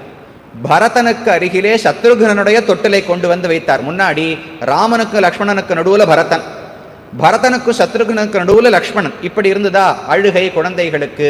தொட்டிலின் கிரமத்தை மாற்றினார். ராமன் லக்ஷ்மணன் அருகில் அருகில் 2 தொட்டில்கள், பரதனும் சத்ருகனும் அருகில் அருகில் 2 தொட்டில்கள்னு வைத்தார். பாதி அழுகை குறைந்தது. மறுபடியும் புரியல ஏன் அழறதுன்னு யோசித்தார். 2 தொட்டில எடுத்துருங்கோ, ராமனையும் லக்ஷ்மணனையும் ஒரே தொட்டில் இடுங்கள், அவர்களால் பிரிந்து இருக்க முடியாது. நமே ஸ்நானம் பகுவதம் தம்மையா கைகேயி புத்திரம். லக்ஷ்மணனை விட்டு பிரிந்தாலோ பரதனை விட்டு பிரிந்தாலோ ராமன் எந்த சுகத்தையும் ஆசைப்படுவதில்லை. அப்ப லக்ஷ்மணனும் ராமனும் ஒரே தொட்டில் இடப்பட்டார்கள், பரதனும் சத்ருக்னனும் ஒரே தொட்டில் இடப்படுறார்கள். அப்போதுதான் அழுகை நின்றது என்று தெரிவிக்கிறார்கள். அப்படி பிறந்த நாள் தொடங்கிய ஒரு துளசி செடி வருதுன்னு வச்சுக்கோங்க, அது முளைக்கும் போதே அதோடைய வாசனை நமக்கு தெரிஞ்சிடும். மற்ற புஷ்பங்கள், மல்லிச்செடி வருதுன்னா செடி நன்னா வளர்ந்து எப்போ பூ பூக்கிறதோ அப்பதான் வாசனை வரும். ஆனால் துளசிக்கு அப்படி இல்லை. திருத்துழாய் அங்குரிக்கும் போதே பரிமளத்தோடு அங்குரிக்குமா போலேன்னு சொல்லுவார்கள். தொடங்கும் பொழுதே இருக்கோ இல்லையோ, அதே போல பால்யாத் பிரபிருதி சுஸ்னிக்தா. லக்ஷ்மணனுக்கு தூய்மை, பிறந்த நாள் தொடங்கியே ராமனிடத்தில் பக்தி. சத்ருக்னனுக்கு பிறந்த நாள் தொடங்கியே பரதனிடத்தில் பக்தி. அப்ப தனித்தனி தொட்டில் தாங்காது, பக்கத்து பக்கத்து தொட்டில் தாங்காது, 2 பேரையும் ஒரே தொட்டிலில் இட வேண்டும் என்று பார்த்து வசிஷ்டரும் இட்டார். நாமகரணம் முடிந்து தொட்டிலும் இட்டார்கள். இன்று இரவு ராமனும் லக்ஷ்மணனும் பரதனும் சத்ருக்னனும் சேர்ந்து தொட்டிலேயே இருக்கட்டும். அதற்கு மேலே என்ன ராமாயண கதை நடந்தது என்பதை நாளைய தினம் இதே 6:30 மணிக்கு அனுபவிக்கலாம். அனைவரும் வந்து சேர்ந்து இதை அன்வயிக்க வேண்டும் என்று பிரார்த்தித்து அமைகிறேன்.